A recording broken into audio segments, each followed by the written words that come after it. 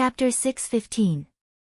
He was clad in a moon-white monk robe on the inside, and a golden kasaya on the outside. A fist-sized 7-colored glazed Buddhist bead was hanging around his neck, while a string of pink prayer beads made of unknown material was dangling from his left hand.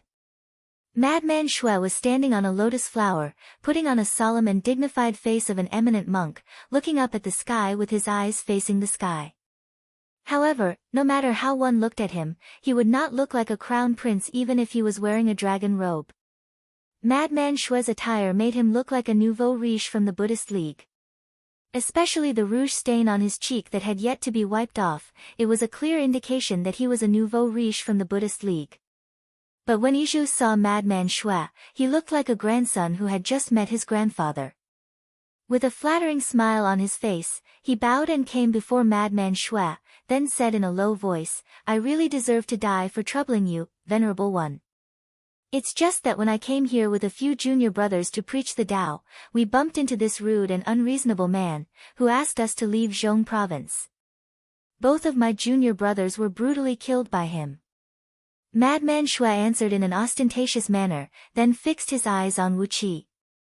Wu Qi looked at Madman Shui with a faint smile on his face. Upon seeing Wu Qi, Madman Shui immediately trembled with fear. He glared at Iju with both shock and anger, and was about to lose his temper, but Wu Qi had already stepped out of the flying ship. "Where did this evil monk come from? How dare you come here to seek death? Take this punch from me." Wu Qi winked at Madman Shui as he threw a punch at Madman Shui. Madman Shui gave a loud cry as countless pink lotus petals shot out from all over his body. He clasped his palms together, and a beam of great delight Zen light transformed into a dense mist and shot out, colliding head-on with Wu Qi's punch. Although Wu Qi's punch looked strong and powerful, it actually did not contain any strength at all. The beam of Madman Shui's great delight Zen light only produced a few faint ripples. "How dare you act presumptuously in front of me with such a puny trick?" Madman Shui laughed wildly, then pointed his fingers at Wu Qi.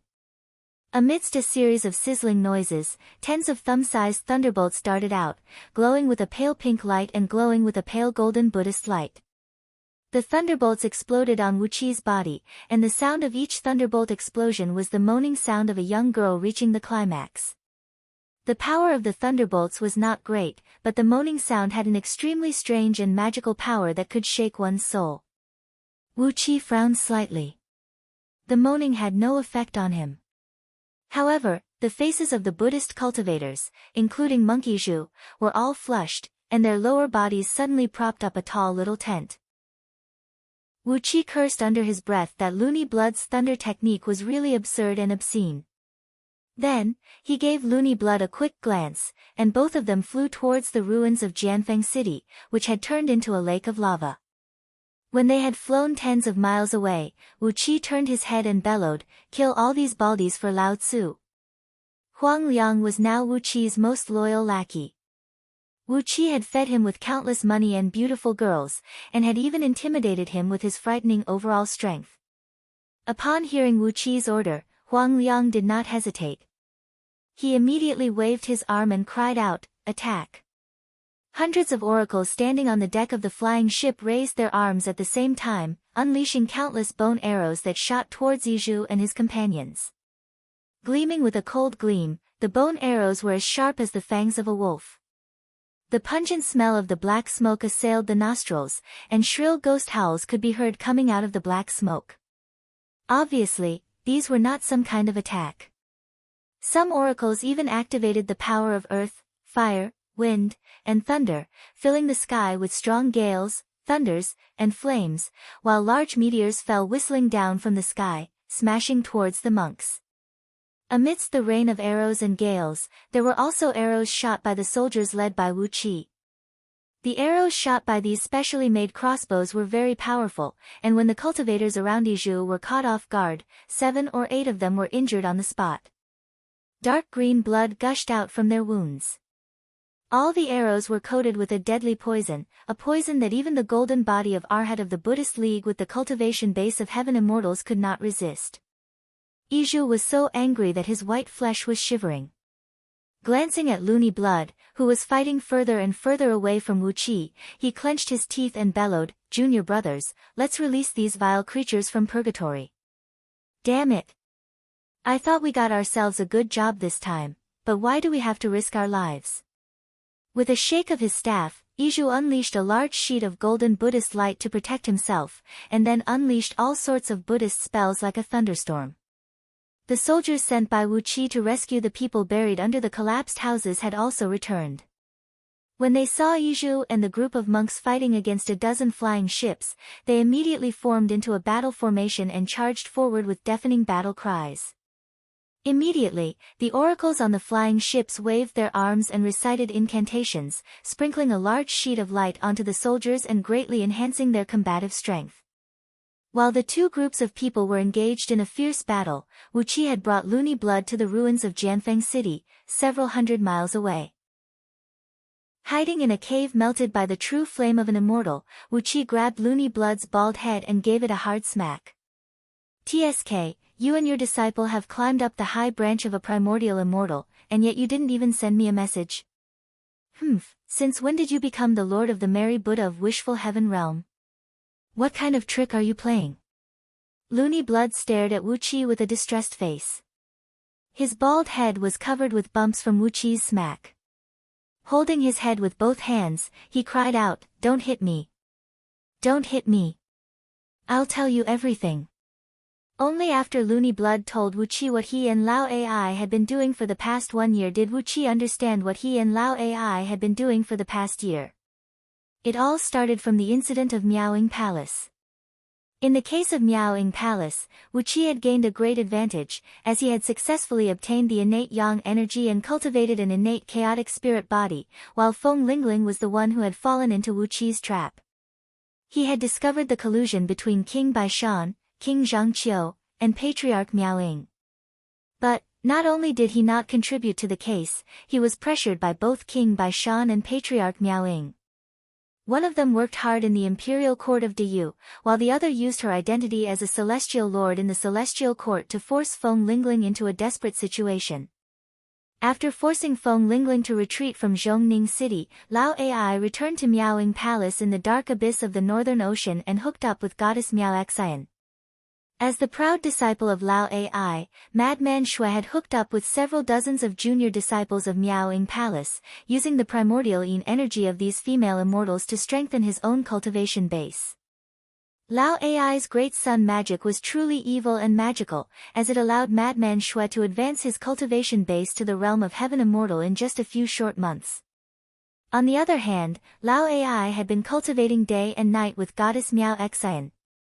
As goddess Miao Xian possessed the cultivation base of a gold immortal, just a little bit of her energy essence to Lao Ai would be equal to the hard work of an ordinary heaven immortal for thousands or even tens of thousands of years.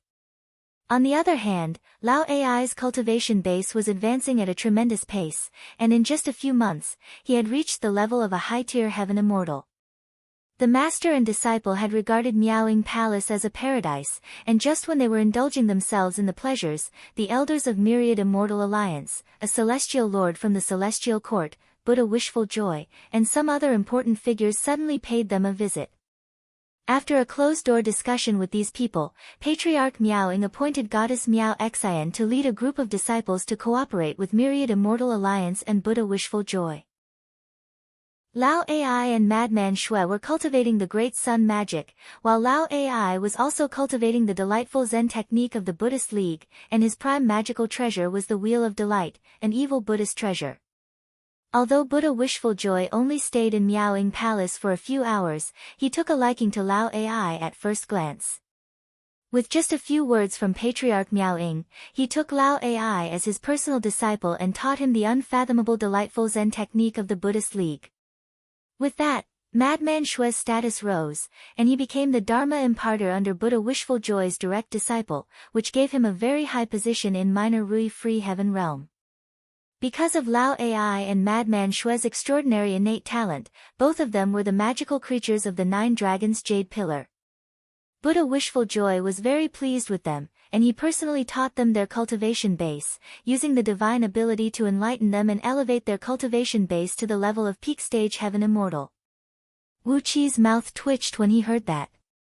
It was not easy for him to cultivate his true body of heaven and earth scripture to the level of peak stage first-tier heaven immortal, but Lao Ai and Madman Shui had obtained such great benefits just by changing their cultivation bases. But, Buddha Wishful Joy was a mighty Buddha, whose overall strength was equivalent to that of a primordial immortal from the celestial court. It was really easy for him to create 2 heaven immortals. Wu Qi gave Madman Shui a fierce glare and said with a cold snort, "What are you trying to do?" Knowing that Wu Qi had something on his master, Madman Shui dared not to hide anything, and quickly told Wu Qi what was going on behind Myriad Immortal Alliance. As Wu Qi had expected, the nearly insane and destructive attack launched by Myriad Immortal Alliance was an attempt to stir up the flames of war between the Yu dynasty and the immortals on Panga continent. They wanted to make the people on Panga continent homeless and destitute, making it easier for the Buddhist League to preach and recruit new believers. But, the expansion of Buddhist League's believers on Panga continent was only a part of the whole plan. Myriad Immortal Alliance was just a chess piece in someone's hand, and what they were doing was only to trigger a conflict. Even the Myriad Immortal Alliance had found a perfect excuse in advance for launching such a crazy attack on Diyu province. The sovereign was ambushed and seriously wounded by a king from the imperial clan of Diyu dynasty, as well as a dozen elders of the alliance. It was one thing to seriously injure those elders, but the sovereign's real identity was the nephew of some almighty figure in the heaven. Now that he was seriously injured, and they could not find any spirit medicine that could heal him, he could die at any time.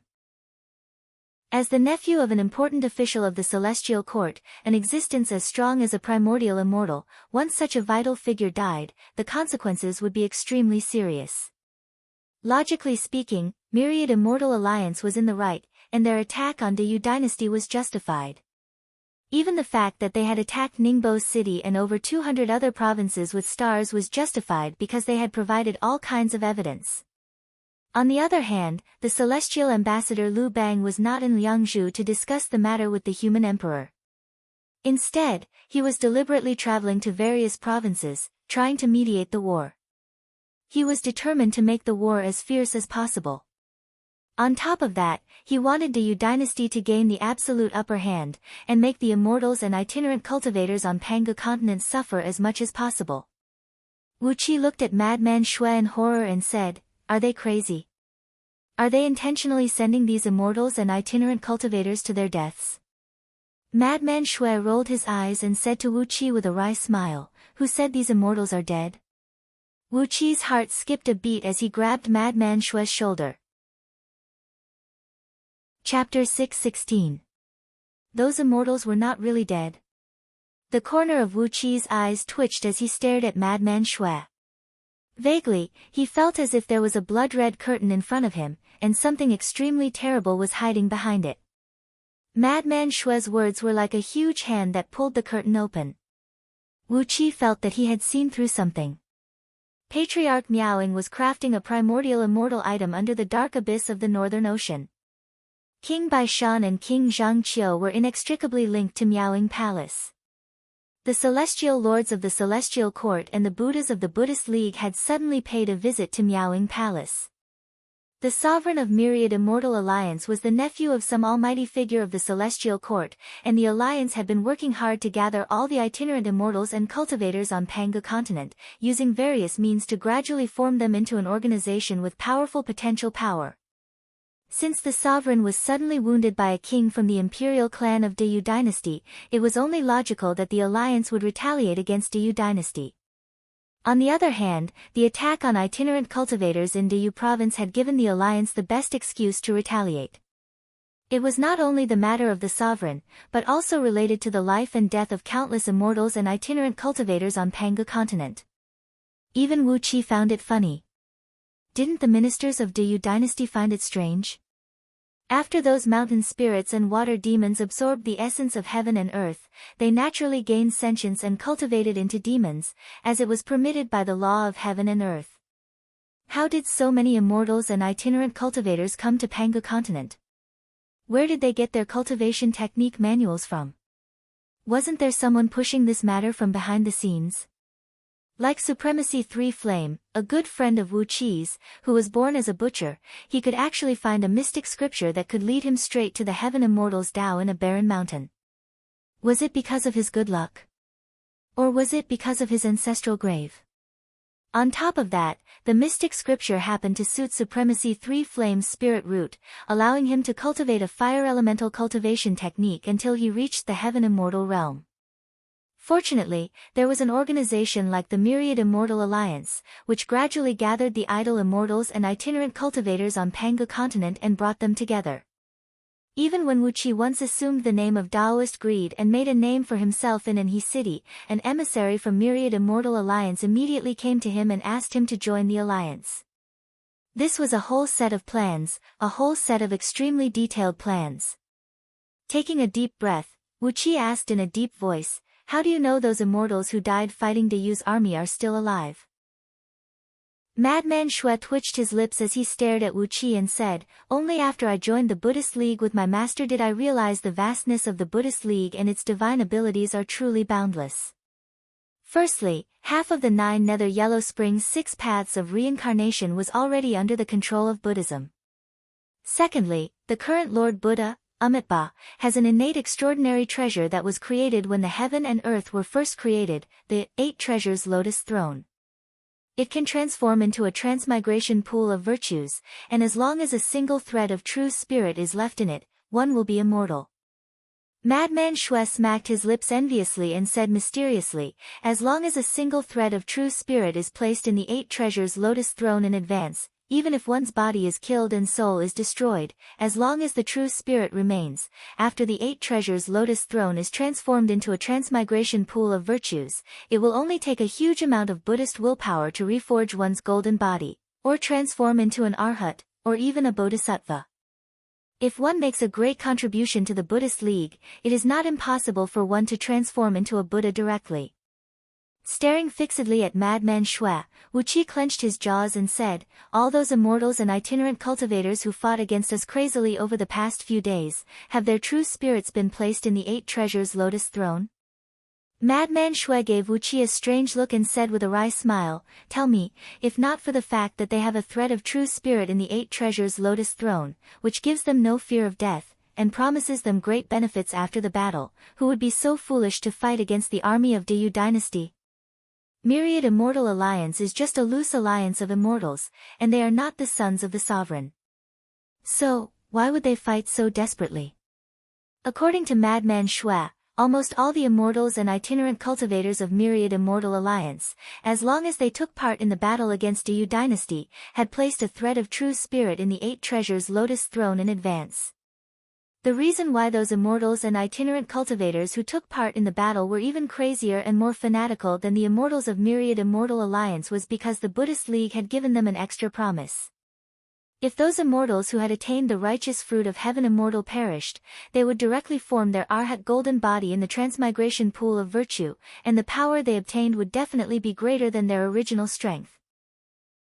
If they contributed a certain amount of meritorious service, such as destroying Jianfeng City and killing those immortals who killed and wounded the Great Yu army, they might directly obtain the Buddhahood of Bodhisattva, possessing the overall strength equivalent to that of a gold immortal.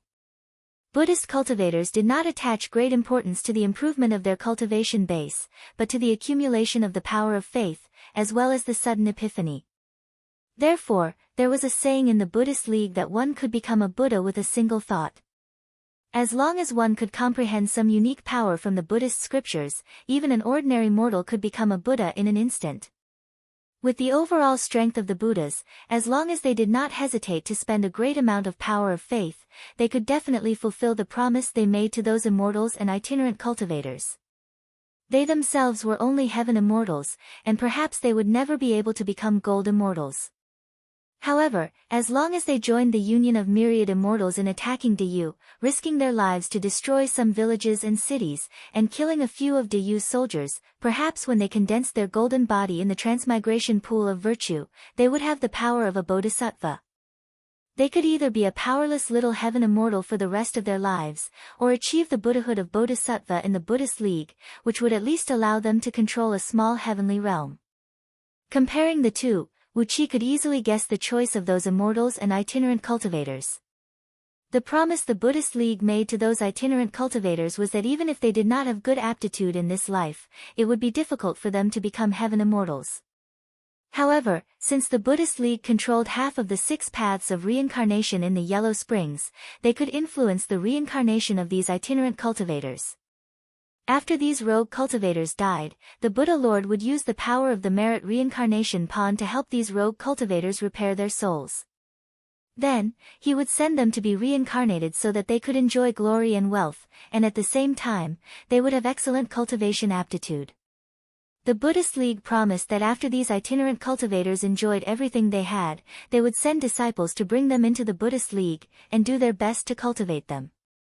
At the very least, they would become arhats. An arhat of the Buddhist League would at least be able to control a populated planet in a small heavenly realm, which was better than being an itinerant cultivator with the lowest status on Pangu continent. With the promise of the Buddhist League and such generous conditions, Myriad Immortal Alliance and those itinerant immortals and itinerant cultivators had caused such heavy losses to Diyu. When these cultivators did not even care about their lives, how many lives would it take for Diyu's soldiers to fight them to the death? Wu Qi sucked in a cold breath. Who made this plan?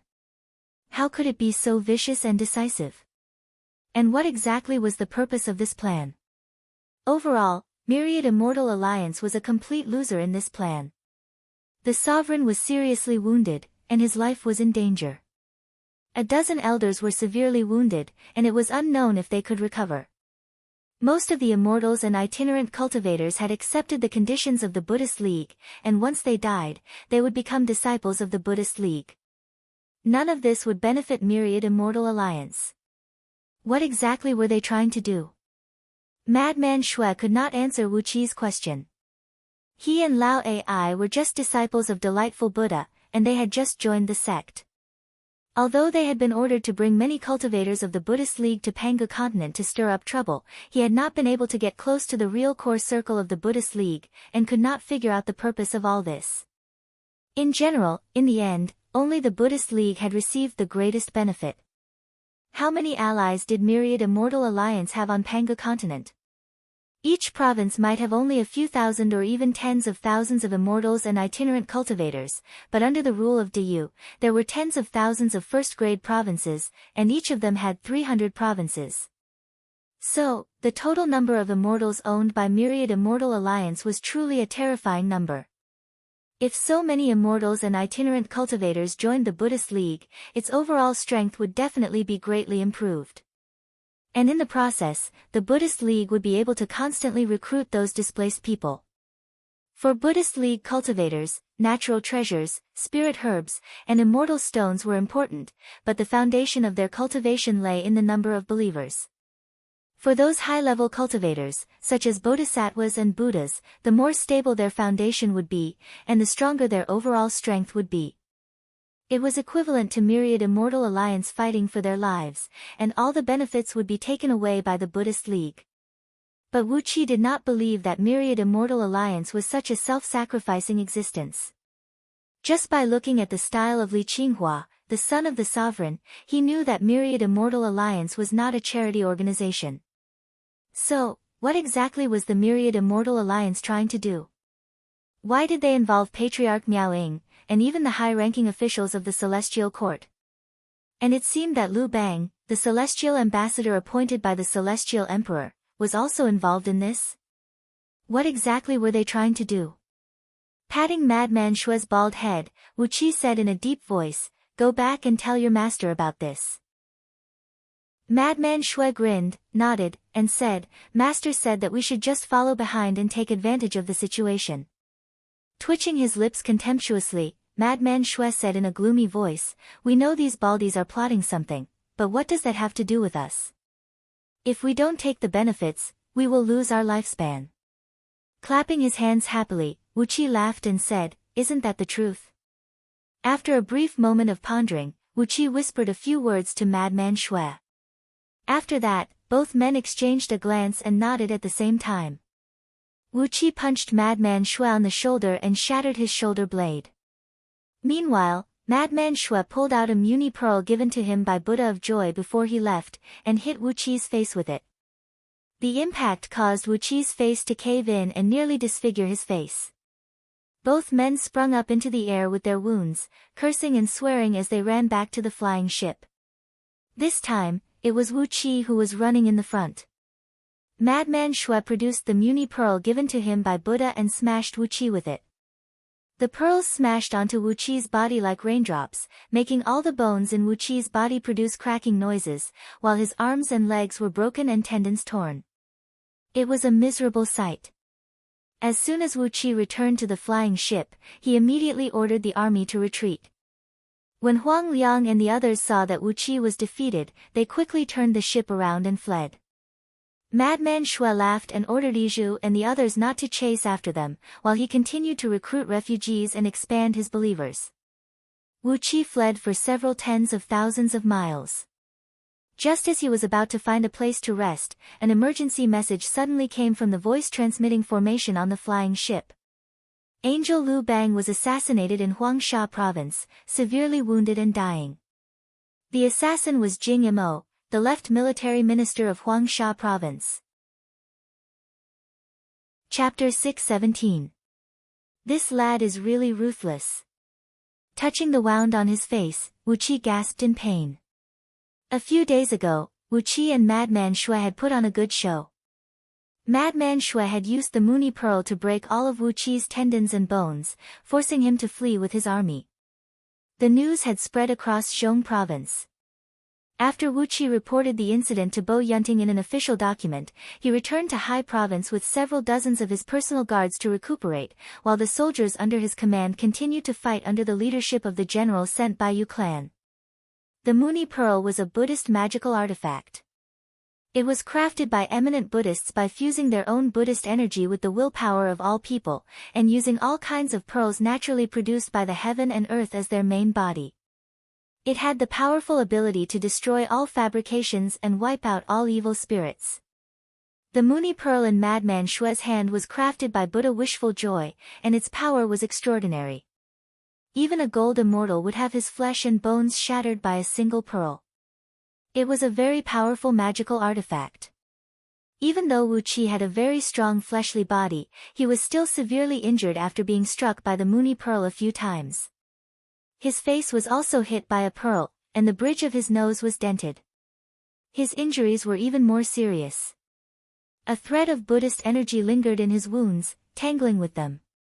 Even if he took some spirit pills and medicines, it would be difficult for him to fully recover. Fortunately, Wu Qi had Princess Zhang by his side, who had inherited the great Tao of the ancient heaven god. Princess Zhang had exercised the power of heaven and earth to neutralize 99% of the Buddhist energy that had invaded Wu Qi's body, and only then did Wu Qi's injuries heal by more than half. However, the face was fragile and delicate. Although most of his injuries had healed, the wound on his face still made Wu Qi feel very uncomfortable. There were still some cracks on his cheekbones, and even when he breathed, Wu Qi felt a sharp pain in his head. Staring at a clear spring amidst the vast expanse of yellow sand, he gave his own face a glance, took a deep breath, and with a sway of his body, he sped forward. This was no longer the central province, but the Yellow Sand province, which was more than 100 provinces away from the central province. This was also the place where the angel Lu Bang was assassinated.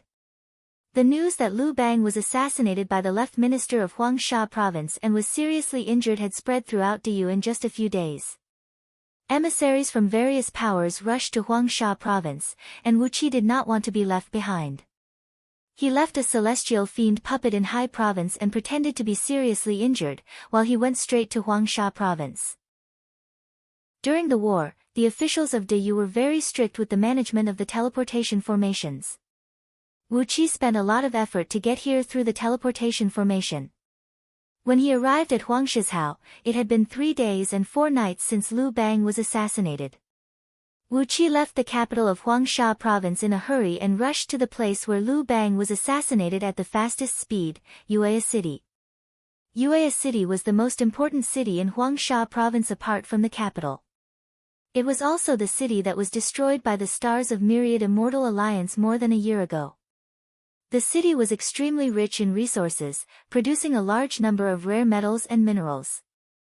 It was one of the important raw materials for the military court of Dayu to forge all kinds of upper-grade weapons and armors, as well as countless large war machines. Therefore, hundreds of millions of people lived around Uea City all year round, relying entirely on mining for their livelihood. The attack of the stars of Myriad Immortal Alliance had crushed hundreds of millions of people within thousands of miles around Uea City. 60% of them were skilled miners and smelters, which had caused a devastating blow to the mining industry of Uea City. Therefore, Huangsha Province was the largest province in Dayu that contributed the most to the encirclement of immortals and itinerant cultivators. Even the military court of Liangzhu had stationed an elite army of 300,000 soldiers in Huangsha Province, which was directly under the command of the human emperor, striving to wipe out all the immortals and itinerant cultivators in Huangsha Province and the surrounding areas. In such an important place, it was reasonable for the angel Lu Bang to come to Uea City to mediate. However, as soon as Lu Bang entered Uea City, he was stabbed in the chest by Jing Imo, the left military minister of Huangsha Province. Now his life was in danger, and his soul might scatter at any time. Such a big event immediately shook all sides of Dayu dynasty, and all kinds of people rushed to the scene. Wu Qi hurried through the boundless yellow sand with the innate escape method. He wanted to rush to Uea City and see what kind of trick Lu Bang wanted to play. If he was not seriously injured, Wu Qi was ready to take the opportunity to seriously injure him. If he was really seriously injured, Wu Qi did not mind giving him a push, and even using the remote curse to teach his true spirit on the 8 Treasures Lotus platform a lesson. Of course, the 8 Treasures Lotus platform was the supreme treasure of the current Lord Buddha, and it was an innate spirit item born from a wisp of innate primal energy.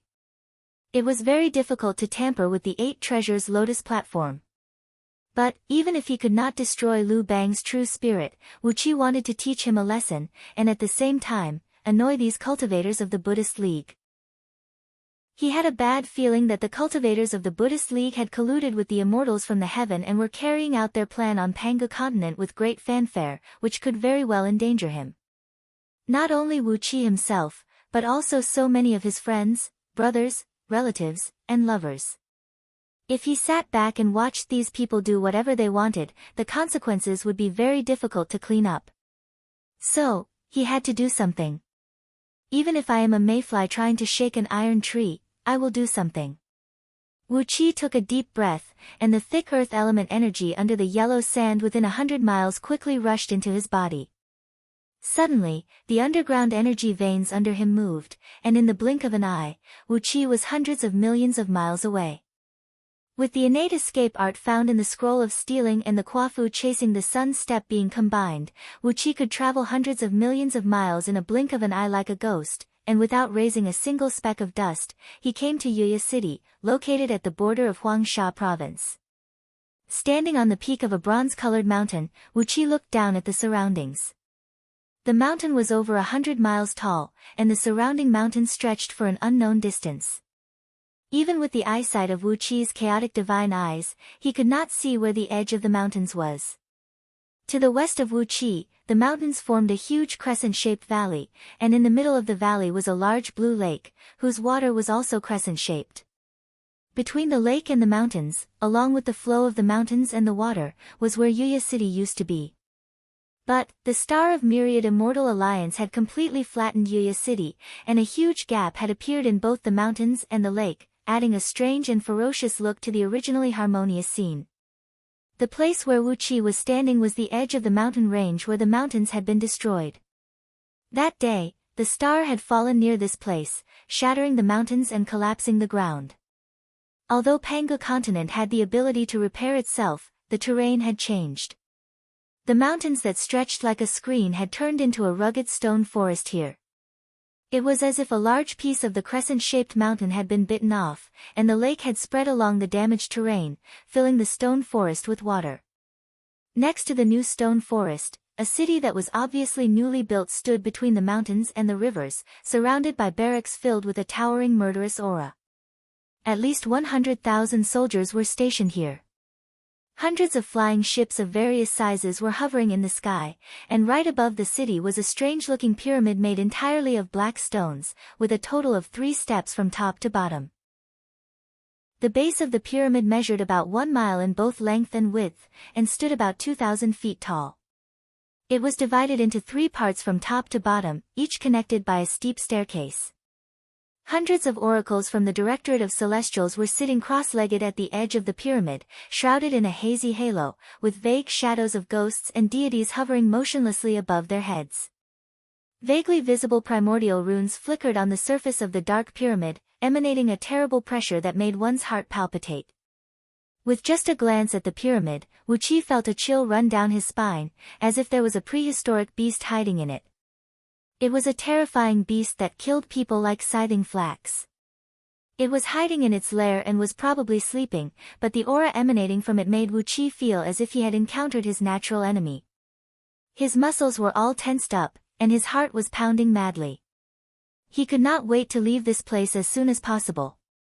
Ao Buzan poked his head out of Wu Qi's clothes, spat out a tiny flame, and said in a low voice, "That damned flaming tiger. Lao Tzu has finally digested all his divine power. Damn it, why is it the aura of Yazi?" In terms of seniority, Lao Tzu has to address their patriarch as uncle, so this should be a little cub that was born later, right? Yazi? Wu Qi patted Ao Buzan on the head and said, "You mean there is a Yazi in that black pyramid?" Ao Buzan licked the corner of his mouth and murmured in a low voice, "This is clearly the Supreme Tower of Deyu's Directorate of Celestials, which proves that there is a Supreme Oracle guarding this place." "How is this a pyramid?" "The tower has 3 grades, and this is a lower-grade Supreme Oracle. TSK, an expert of the realm of Primordial Immortal." Chuckling, Ao Buzan said in a low voice, "A Supreme Oracle who has fused with the soul of a Yazi beast.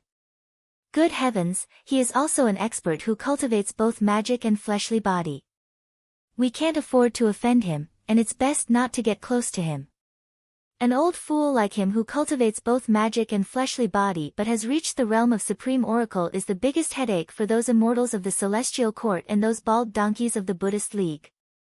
This old fellow in front of us can fight at least 3 immortals of the same realm as him at the same time." Wu Qi gave Ao Buzan a look of horror. An oracle or warrior who had cultivated both magic and fleshly body to the realm of Primordial Immortal could fight 3 immortals of the same realm at the same time? Sensing the shock in Wu Qi's heart, Ao Buzan began to count one by one. The soul of a Yazi beast is an expert of the realm of Primordial Immortal. His fleshly body is equivalent to a Primordial Immortal, and he can fight a Primordial Immortal head-on. Coupled with the Tao of ghost and deity he cultivates, the ghost god he worships is at least a Primordial Immortal. If he uses all these tricks one by one, he can easily deal with 3 immortals." Twitching his mouth, Ao Buzan nodded and said, "Of course, those 3 Primordial Immortals cannot have a Primordial Immortal artifact. Otherwise, a Primordial Immortal artifact would be equivalent to a Primordial Immortal who has cultivated successfully, and its power would be greater. If they have a Primordial Immortal artifact, the one who will be defeated will be this old fellow in front of us." Wu Qi nodded slowly. That was reasonable. After all, who was a Primordial Immortal? For a Supreme Oracle, even if he cultivated both magic and fleshly body, to be able to fight 3 immortals at the same time was not taking Primordial Immortals seriously. That was reasonable. Half of an immortal's strength was in his own immortal artifact, and having a Primordial Immortal artifact and not having one made a huge difference. Staring at the Black Supreme Tower, Wu Qi was wondering why there was such a powerful figure in this place. Suddenly, a faint blood mist drifted past Wu Qi's feet.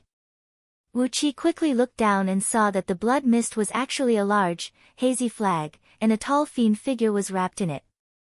The banner of Qiyu, and this guy. Wu Qi's pupils constricted to the size of a needle tip. Chapter 618.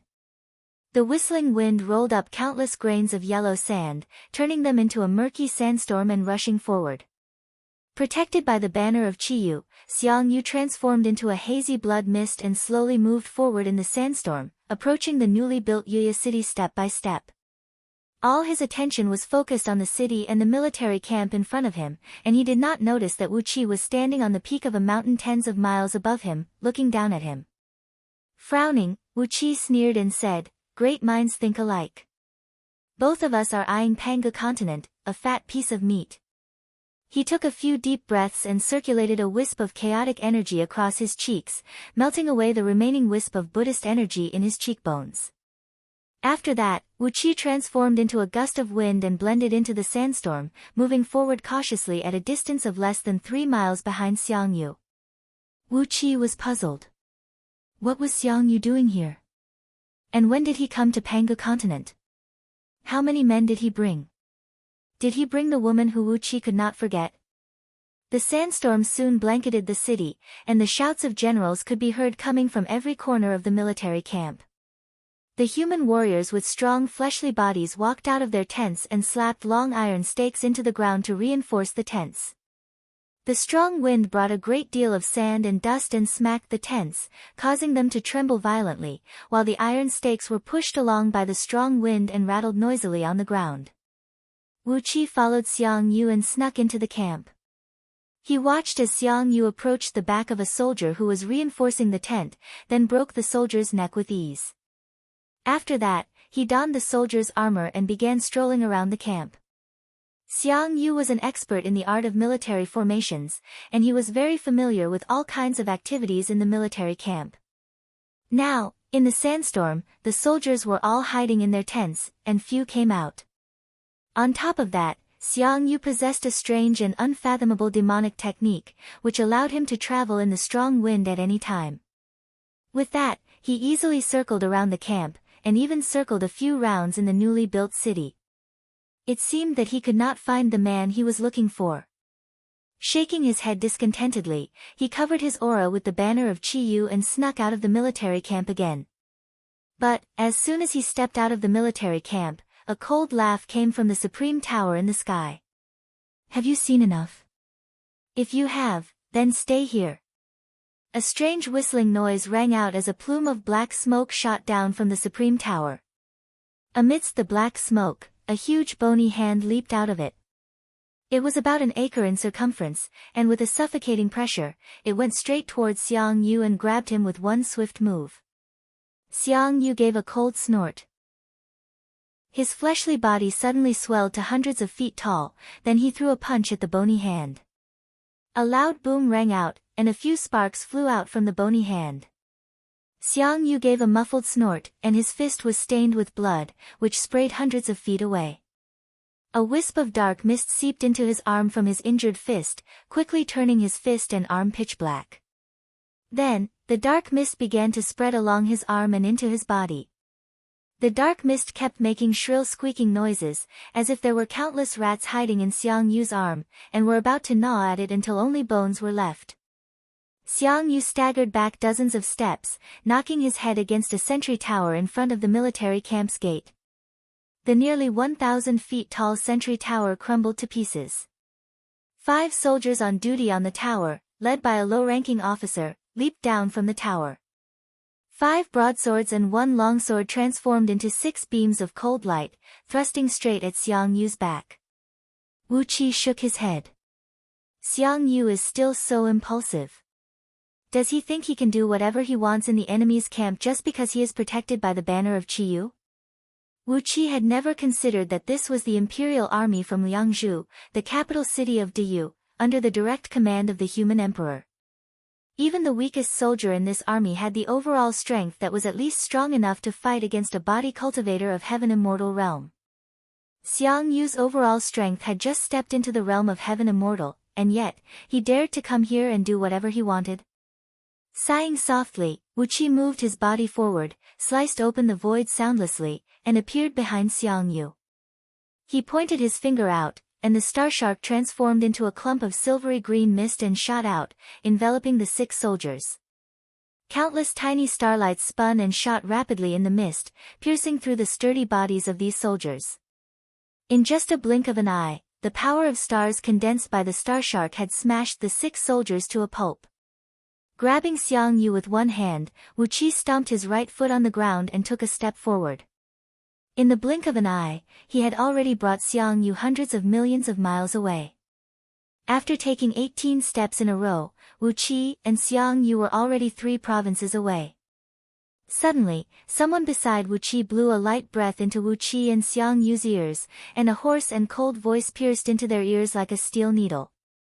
It is not easy to have such a level of attainment in the Kuafu chasing the sun step. Which prince's subordinate are you? He. If you dare to offend me again, having your soul destroyed will be considered a light punishment. 2 muffled booms rang out, as both Wu Qi and Xiang Yu were severely wounded at the same time. Wu Qi's spine exploded with a boom, leaving a fist-sized bloody hole in front of his chest. At the same time, blood burst out of Xiang Yu's dantian and forehead. His dantian and spiritual ocean were severely wounded at the same time, and more than half of his magical power was gone. It almost knocked him down from the realm of heaven immortal to a mortal. Wu Qi was scared out of his wits. He had taken 18 Kuafu chasing the sun steps in a row, but the fearsome figure in the supreme tower had easily found him and Xiang Yu, and had even given them a warning and a small punishment. Fortunately, Wu Qi was using the Kuafu chasing the sun step, a cultivation technique of the human race, which made the dreadful Supreme Oracle think that Wu Qi was from one of the powers in the Yu dynasty. Perhaps he had some scruples of his own, which was why he showed mercy to Wu Qi and Xiang Yu. He dared not imagine what would have happened if he had fled with Xiang Yu using an innate escape art, and the Supreme Oracle had found out that he was using an immortal art.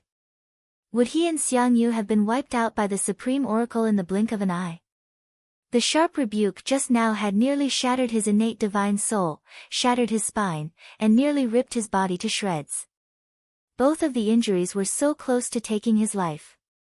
Just a little bit of insignificant force was enough to destroy Wu Qi's soul, or completely destroy his fleshly body.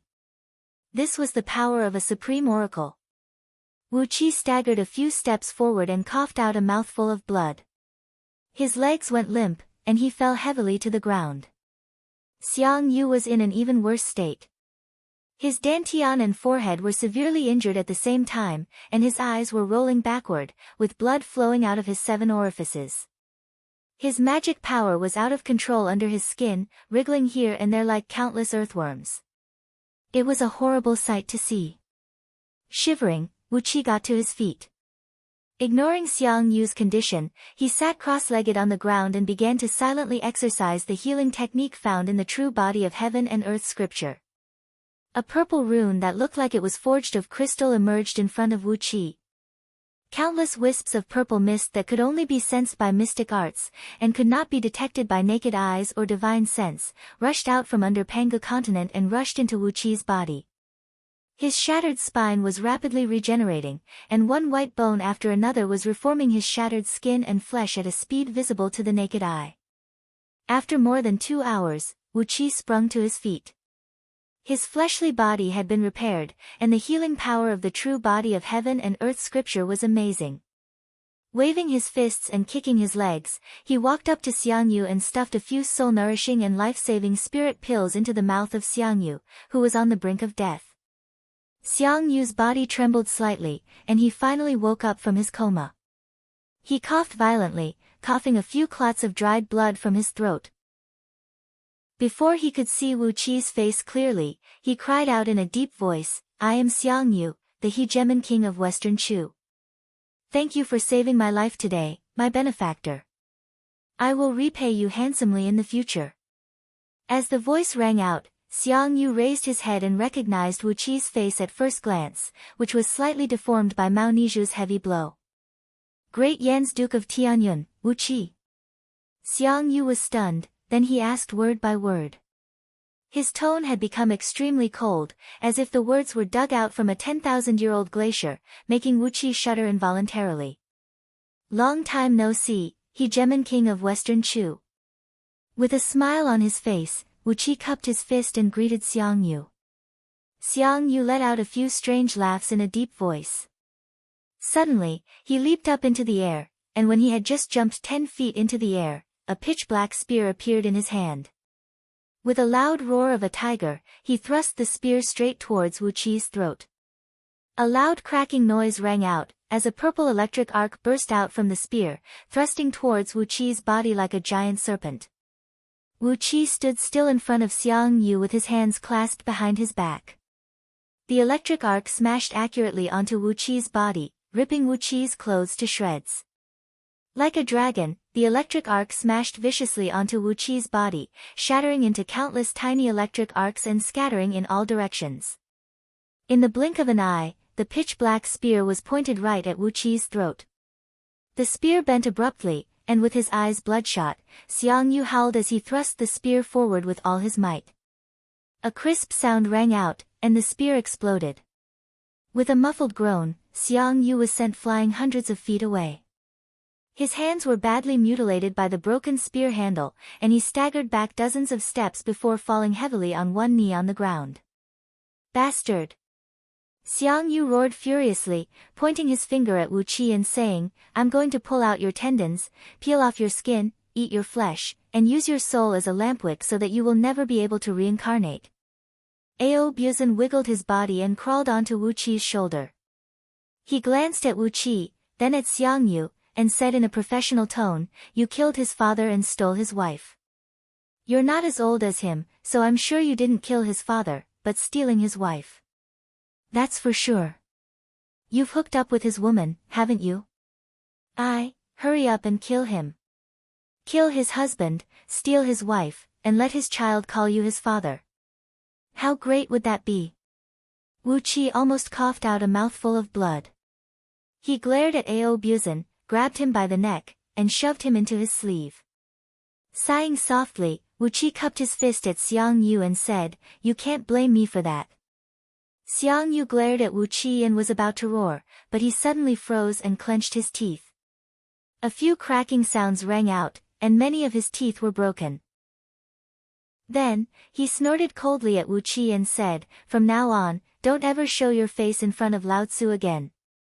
Or else, even if your cultivation base is 10,000 times stronger than Lao Tzu will still kill you." Xiang Yu took a deep breath and slowly rose to his feet, fixing his blood-red eyes at Wu Qi.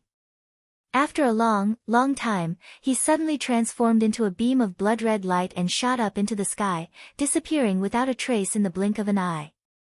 Wu Qi stared at Xiang Yu's fleeing beam in horror. This is not him. This is definitely not his style," he said in astonishment.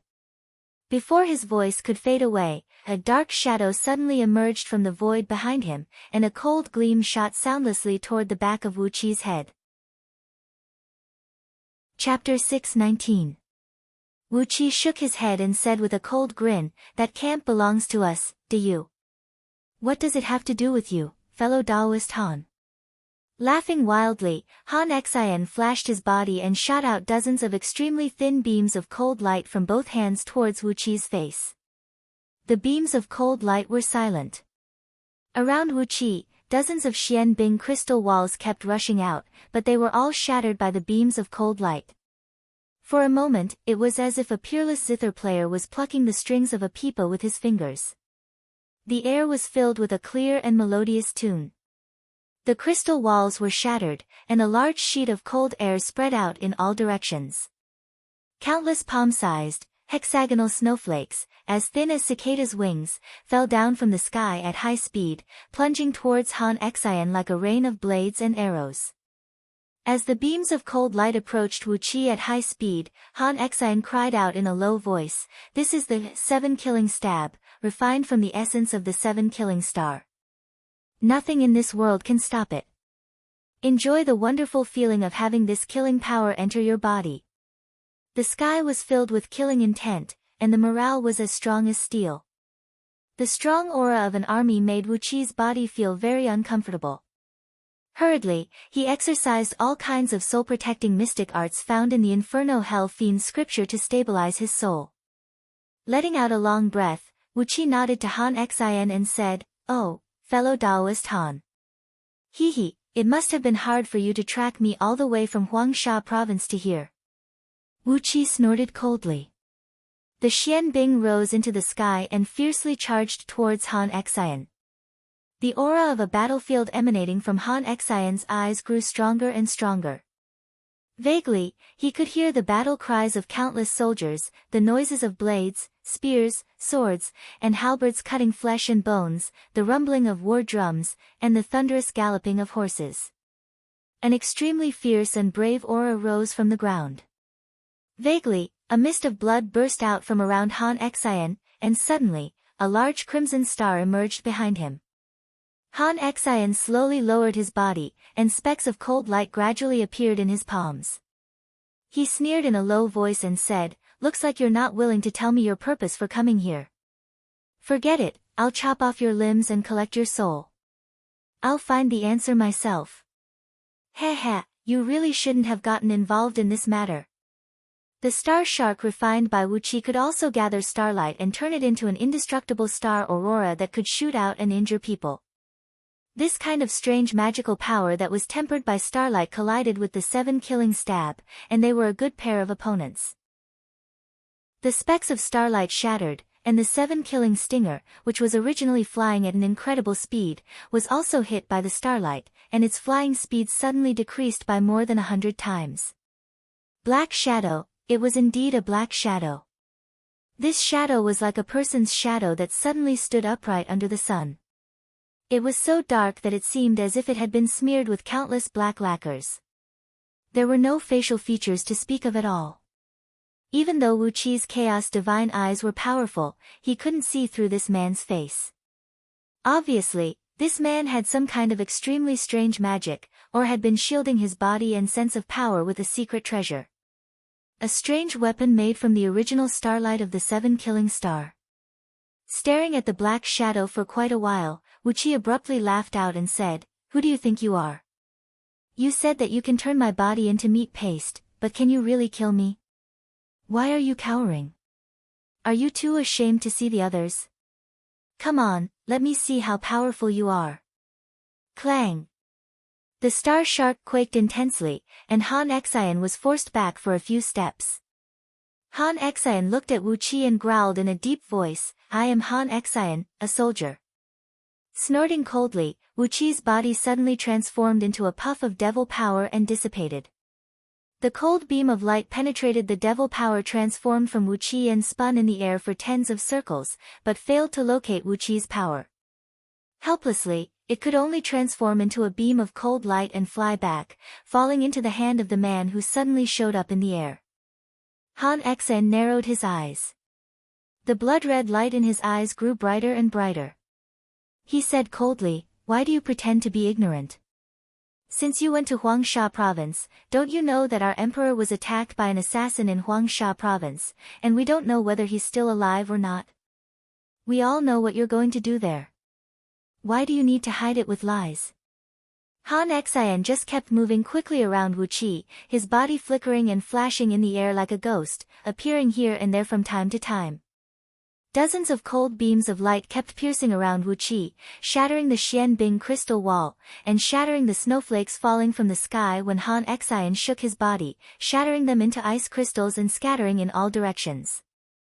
"My fellow Taoist, why did you attack me for no reason?" Staring at the dark figure, Wu Qi let out an unpleasant laugh. A cold gleam flickered in the dark figure's palm as he pointed his finger at Wu Qi and said, "It does have something to do with me. Is that man called Xiang Yu? I've been following him all the way here, and judging by his appearance, he looks like an old friend of mine. Is he Xiang Yu?" Wu Qi pondered for a brief moment, then shook his head and said, "What does it have to do with you whether I know him or not?" The pitch-black fiend energy was gathering inwardly, and Wu Qi had reappeared. When he was reforming his body, he had made some minor changes to his face, height, the thickness of his arms, the size of his waist, and many other details. But, these minor changes had made him look like a completely different person, and had nothing to do with Wu Qi at all. On top of that, Wu Qi had purposely released a strange aura from his body, which was the prime energy essence of the ancient mystifying hag from the Pearl of the Shen, filled with a strange power that could confuse one's mind. Layers of ice walls, as thin as a cicada's wings and measuring a few miles in circumference, emerged before the cold gleam.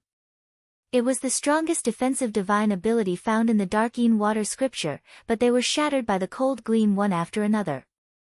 Amidst a silvery cracking noise, the cold gleam shattered 33 layers of ice walls in a row, piercing straight into Wu Qi's chest with a killing intent that nearly froze Wu Qi's marrow.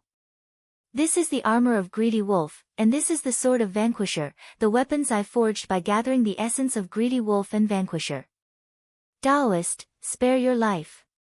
Wu Qi was talking nonsense with his eyes wide open. He stared blankly at the shadow and said with a frown, Xiang Yu? What is that? Who are you? Wu Qi feigned ignorance and asked in a cold voice. The shadow paused, then slowly circled around Wu Qi, shook his head and said, It can't be Xiang Yu. Years ago, he committed suicide in River Wu, and his fleshly body and soul were refined by Zhang Zifang with the central extreme yellow devil suppressing heavenly thunder. His soul is gone, so how could he still be here? It seems that I have been too suspicious. Han Xian smiled faintly and said coolly, I am very sensitive to the smell of blood. The man you saved had a strong blood aura emanating from his body, so I had no choice but to catch up with you. Tell me honestly, why did you intrude the army camp?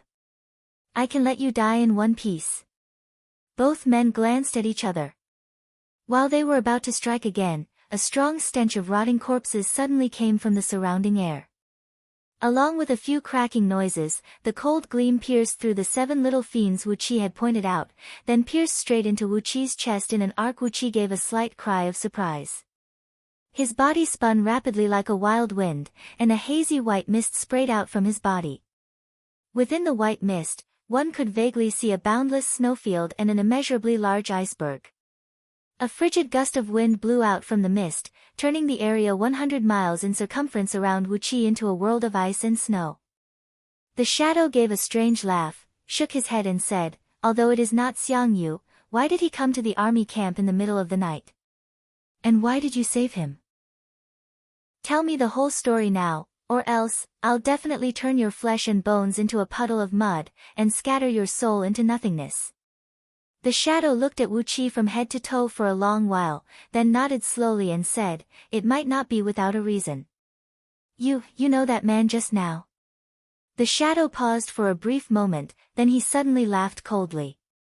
The dark mist that enveloped his body slid down from his body like a stream of water, transforming into a faint shadow that merged with the shadow under his feet. Wu Qi was taken aback.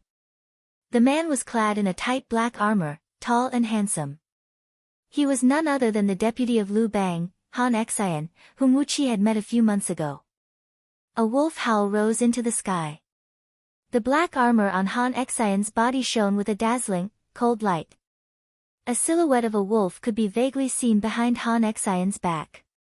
He rushed towards Wu Qi at top speed, holding a strange-shaped longsword in each of his hands, and hacked towards Wu Qi's head. Wu Qi had only taken a glance at the large red star, which was full of sharp edges, when his divine soul felt as if it had been heavily cut by a knife. He gave a muffled snort. He felt a hot sensation in his nose, and a large amount of blood flowed down from his nostrils. The fierce killing intent that had just smashed into his body slowly flowed out of his body along with the blood. Wu Qi stared at Han Xian in shock. He had only taken a glance at the large star that had emerged from the blood mist behind Han Xian, but his divine soul was already wounded. What exactly was the origin of this large star? Wu Qi stared at the dark shadow. So, this man had been following them all the way from the Yuya city's barracks? The Supreme Oracle in the Supreme Tower had all kinds of mystic techniques and divine abilities, and he was an almighty expert of the realm of primordial immortal. It was understandable that he could track them with his divine sense. Although Wu Qi did not leave any trace of his aura, Xiang Yu had left behind a trace of the smell of blood. It was his fate to be chased all the way here. But, this dark shadow had been following them all the way here, and still managed to find them so accurately across 3 provinces. This was an incredible ability. 36 tall figures, each about 30 feet tall and wrapped in white bandages like mummies and emitting a strong stench of corpses, emerged out of thin air.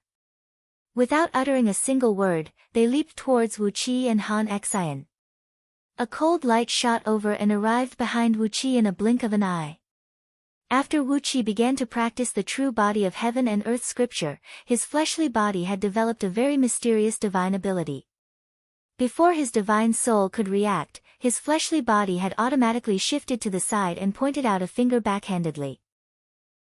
As soon as the finger was pointed out, the void within about a foot in circumference in front of the fingertips suddenly cracked open, from which came shooting out an immense cold air. "Do you know the man who turned into a blood beam and fled just now?" asked the dark shadow in a deep voice. At this moment, Han Xian's eyes were bloodshot, emitting a 1-foot-long blood-red light. Vaguely, a boundless battlefield could be seen in the blood-red light screen, where countless soldiers were charging forward with all kinds of weapons in their hands. Standing in front of Han Xian, Wu Qi felt an extremely fierce and murderous aura coming at him, as if hundreds of millions of mighty soldiers were charging at him. Even with his current cultivation base, Wu Qi could not help but sway and almost stumble backward. After a moment of silence, Wu Qi slowly took dozens of steps back. Wu Qi gave a cold snort. Along with a long and shrill cry, the star shark darted out from between his brows, transforming into a huge green shark shadow that swished across the sky. Specks of starlight converged in the long rainbow brought up by the star shark, clashing with the 7 killing needles and producing a deafening boom. The cold air condensed into 7 tiny ghost heads, clashing with the 7 killing needles and clashing with each other, producing a deafening roar. Chapter 620. A strange noise rang out as a huge palm slapped down towards the top of Wu Qi's head. Wu Qi gave a loud cry, and a 3-inch thick Xian Bing wall appeared above his head. When the palm slapped on the Xian Bing wall, a large sheet of dense, dark green smoke sprayed out from the palm, while the Xian Bing wall let out a shrill squeaking noise, as if ice water was poured on a red-hot iron block. The noise made Wu Qi's ears ache and his heart itch. In just a fraction of a second, the smoke from the palm corroded the Xian Bing wall, and the huge palm continued slapping down towards Wu Qi. Wu Qi was shocked. Although he was only a peak-stage heaven immortal now, the Xian Bing wall in the Dark Yin water scripture was a top-notch defensive divine ability, capable of freezing all kinds of poisonous gases and poisoned waters, and had a great restraining effect on all kinds of evil things. Yet, such a miraculous divine ability was actually restrained by the dark green smoke. What exactly were these 36 things that emitted the stench of rotting corpses? Not daring to take the palm strike head-on, Wu Qi swayed his body and dodged the palm strike like a swimming fish. A loud boom rang out in the surroundings. 36 sturdy figures wrapped in white cloths waved their hands at the same time and performed a strange incantation gesture. Then, a shrill, unpleasant incantation rang out in the air, and in the next moment, countless 10 feet wide and long white cloths shot over from all directions, quickly intertwining into a spherical space with a diameter of several tens of miles, wrapping Wu Qi, Han Xian, and the 36 monsters at the same time. Wu Qi felt his vision turn dark, and then he found himself trapped in a strange space that was pitch black, with nothing but specks of phosphorescent ghost fire drifting across it. He opened his chaotic divine eyes, but he could only see about 100 miles ahead. Beyond that was a vast expanse of dark mist, and no matter how hard he tried, he could not see what was behind it.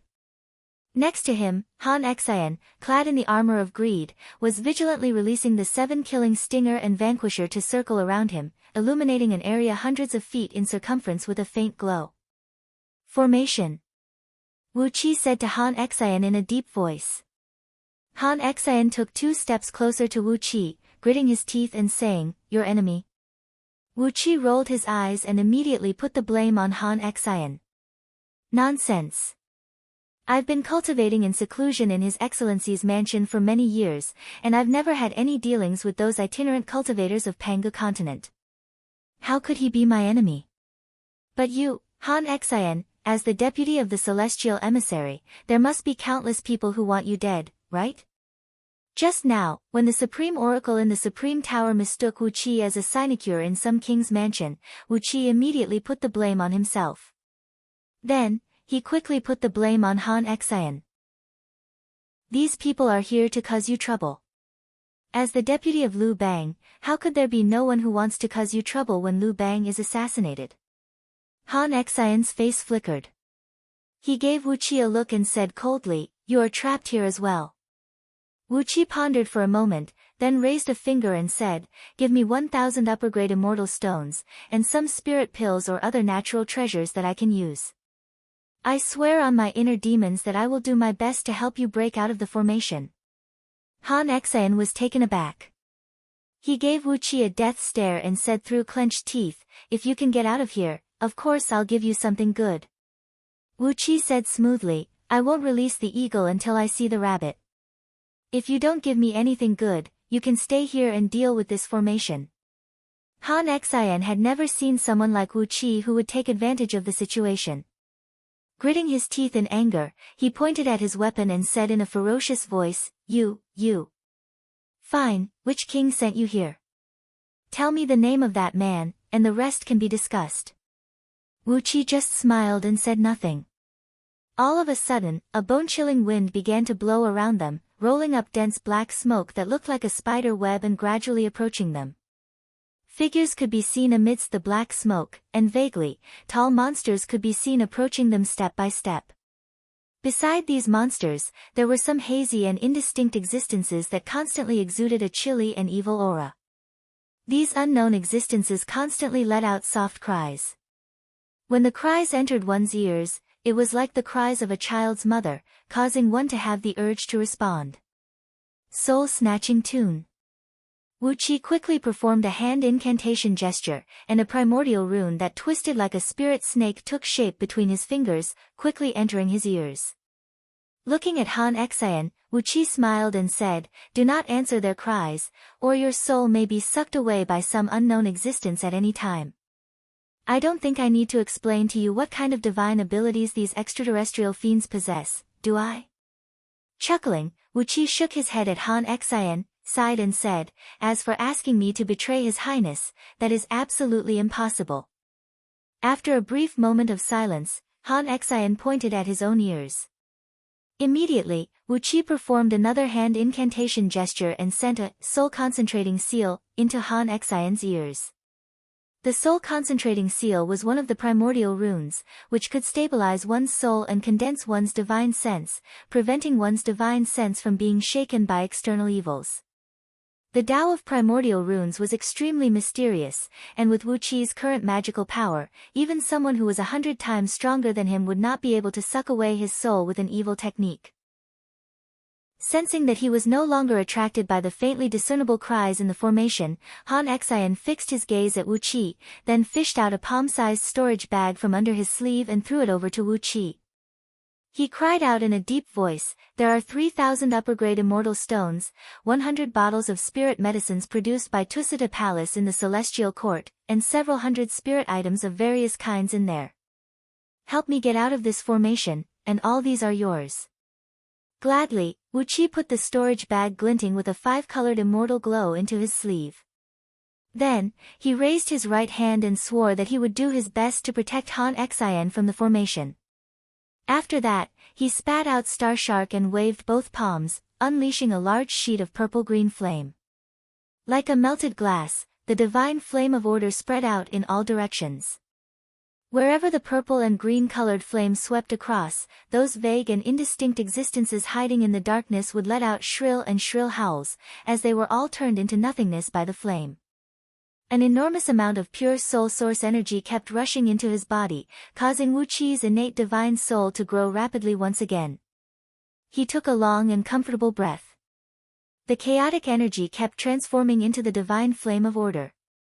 In just the time of one breath, 30% of the chaotic energy in Wuqi's body had been transformed into the divine flame of order.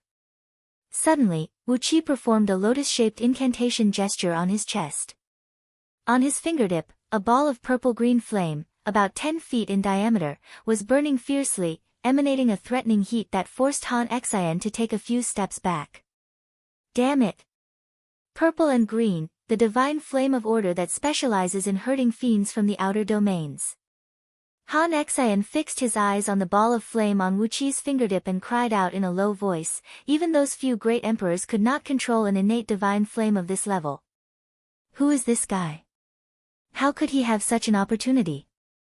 After pondering for a brief moment, Han Xian suddenly grinned coldly and said, "He is indeed from the imperial clan of Dayu. He, apart from Panga continent, where else can I find an innate divine flame that can be easily absorbed?"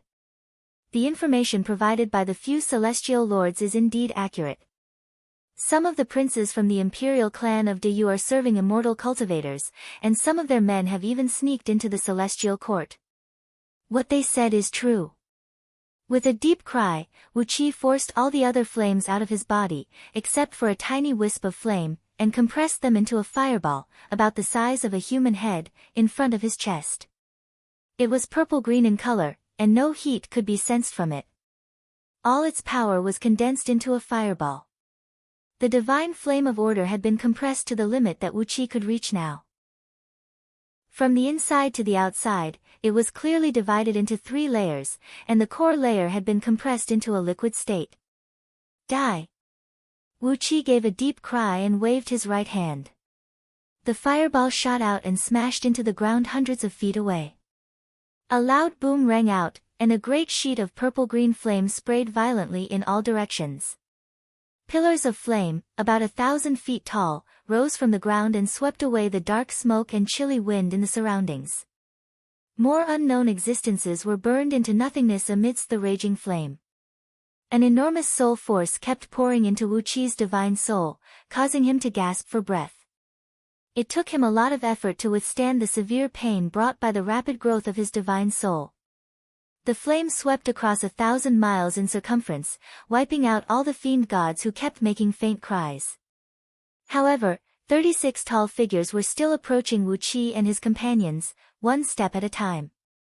These eerie figures were shrouded in a layer of dense white light. The purple-green flame kept burning the white light, shattering it layer by layer, but new white light kept emerging. Many times, when the purple-green flame had approached their bodies, a large sheet of dark green mist would rush out and push the divine flame a few feet away. After that, new white light would burst out from their bodies. Han Xian gasped and said, "Mystic skeleton spirit gathering fiend armor talisman, at least 100 of them have been used. This is definitely the mystic skeleton spirit gathering fiend armor talisman made by a sun oracle. Bastard, bastard! Who is spending so much money to kill me?" Han Xian was misled by Wu Qi, thinking that these monsters were coming for him.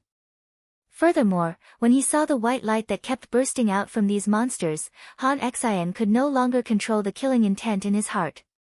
He threw his head back and let out a sharp cry, then shot out the 7 killing needles with a cold gleam. Even Wu Qi was shocked by what he saw. In the Directorate of Celestials, Mystic Skeleton Spirit Gathering Fiend Armor Talisman could be made by Star-Grade Junior Oracles, Sun-Grade Great Oracles, and even Supreme Oracles. However, different people made different talismans, as the materials they needed and the power they could unleash were different. The Mystic Skeleton Spirit Gathering Fiend Armor Talisman made by a Sun-Grade Great Oracle could withstand at least a few full-force attacks from a peak-level Heaven Immortal, and the materials used were even more expensive. On top of that, the Sun-Grade Great Oracle had to spend a lot of effort and physical strength to make these talismans, and they might even lose a few days of their lifespan. Therefore, fiend armor talismans of this level were extremely rare. Even if they did exist, they were usually kept by the elders of those big clans as protective items. However, when these monsters were burned by the divine flame of order, dazzling white light kept bursting out from their bodies, and every time the white light shattered, a fiend armor talisman was destroyed. In just a few breaths of time, at least 100 fiend armor talismans made by Sun-Grade Great Oracles had been destroyed. The cost was simply too high. Watching Han Xian rush out like a mad bull, Wu Qi could not help but grin coldly. What is wrong with this Han Xian? Isn't he known as the General of Wisdom? Why is it so hard for him to control himself now? It's not bad to have Han Xian as my fighter. You Miao, is this your revenge? The strange thing is, how did you find my true form? Chapter 621. His killing intent towered into the sky. Right when Han Xian dashed out, 3 large stars soared up from behind his back, emitting a dazzling starlight that illuminated the surroundings. One of the large stars had countless edges and corners, which was the 7 killing star. One was pitch black like a black hole, which was the greedy wolf star, and the last one was crimson like blood, which contained countless wronged souls, which was the vanquisher star. With these 3 stars gathered, it was the matchless power of the vanquisher wolf star. The 7 killing needles shot through the air with a cold gleam that stretched over 1,000 feet in length, smashing onto the 36 gigantic figures like a thunderstorm. White beams kept bursting out and shattering, producing thunderous booms that shook Han Xian's body and made him tremble violently. The greedy wolf armor on his body emitted an eerie gleam, while the 2 vanquisher swords flew out and slashed, producing several thousand sword beams that swept across all directions. 36 monstrous figures surrounded Han Xian, slapping and smashing him with their huge palms. Each of their attacks could topple a great mountain and dry up an ocean.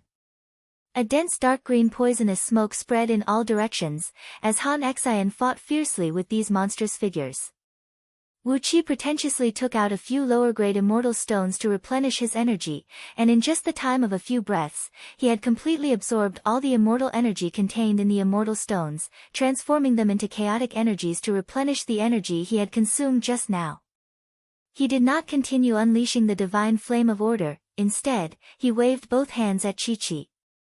His left hand was performing an incantation gesture and reciting an incantation. Numerous primordial runes that contained the power of earth, water, fire, wind, and many other elements of thunder roared out, transforming into a large energy storm that smashed and collided with the 36 monstrous figures. Meanwhile, large sheets of blue cold gleams kept shooting out from his right palm, as the soul-freezing immortal thunder, a mystic thunder technique found in the Dark Yin water scripture, was unleashed in quick succession, hitting the monstrous figures and causing their bodies to flicker violently with cold air. Han Xian was fighting desperately at the front, making him an excellent meat shield. The strength of his fleshly body was so strong that even Wu Qi was struck speechless by it. He met the palms of the 36 strange shadows head-on with his fists, and each of his punches carried a force that could break the heavens, forcing the huge shadows back. The gust of wind from his fists contained an extremely brutal killing intent from the battlefield. When the murderous aura washed over the dark green poisonous smoke, it turned into green smoke and dissipated. With such a good meat shield in front of him, Wu Qi, who was originally the main character, gained a huge advantage. He only cared about using all kinds of spells to easily attack these huge monstrous shadows. For the time being, he did not need to worry about his own defense. The star shark blade was hovering around him, transforming into a silver cyan spiritual light that was wandering around. Every now and then, it would let out a few high-pitched screeches and shoot out large amounts of starlight that looked like rubies and sapphires. After a full hour, one of the strange shadows was finally hit by Wu Qi's several dozens of ice soul and soul-splitting immortal thunders in a row. The fiend armor talisman it carried was completely depleted, and 3 thunderbolts smashed onto its body at the same time. Along with a series of cracking noises, a cold power that was strong enough to freeze even diamonds into ice crystals struck into the monster's body along with the thunder power. The white cloth wrapped around the monster's body was torn apart one after another, exposing the gigantic body that was wrapped under the white cloth. Wu Qi could not help but suck in a cold breath. These huge shadows looked extremely ferocious.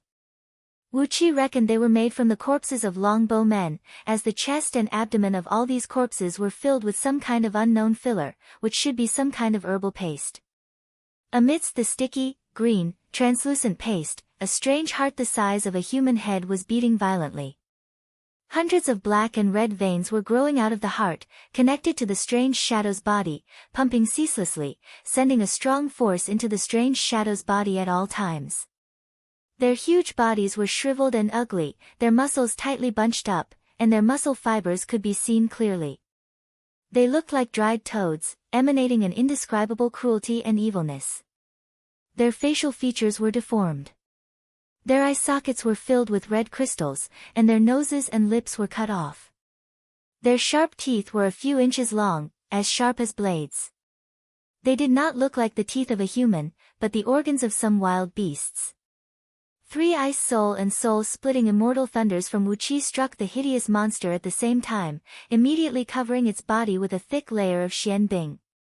The monster's movement slowed down abruptly, allowing Han Xian to lunge forward like a mad tiger, swinging the pair of swords whistling through the air.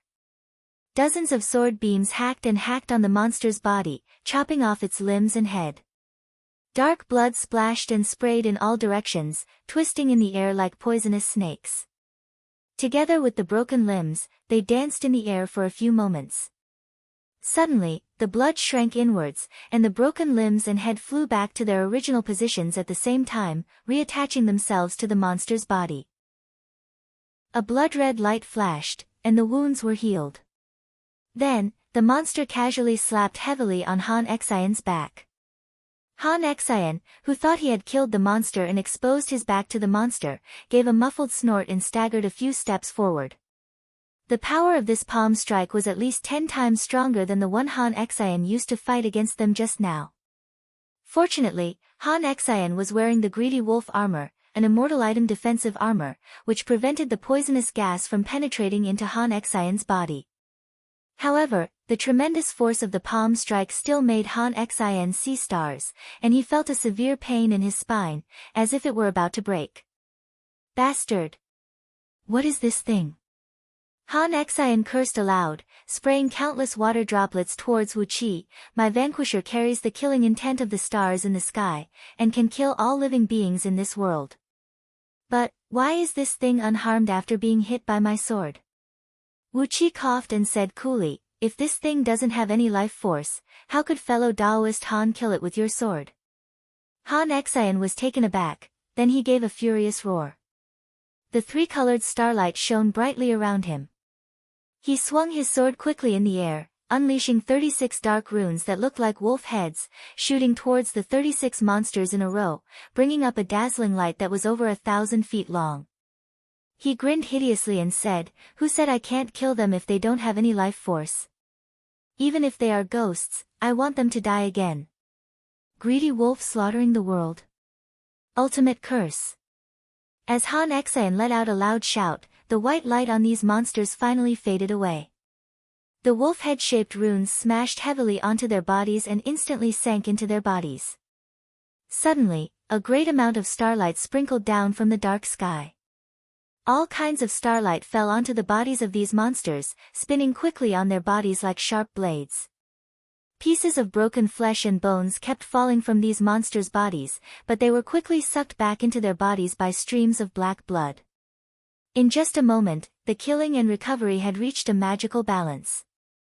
Seeing that Han Xian was using a mystic technique to deal with these monsters, the speed of the runes and thunderbolts in Wuqi's hands suddenly slowed down. Han Xian shouted angrily at Wuqi, what are you still doing there? Why don't you cooperate with me and kill them now? Wuqi smiled faintly. Casually, he pointed out several dozens of primordial runes, forming layers of earth, water, fire, and wind restrictive spells around himself.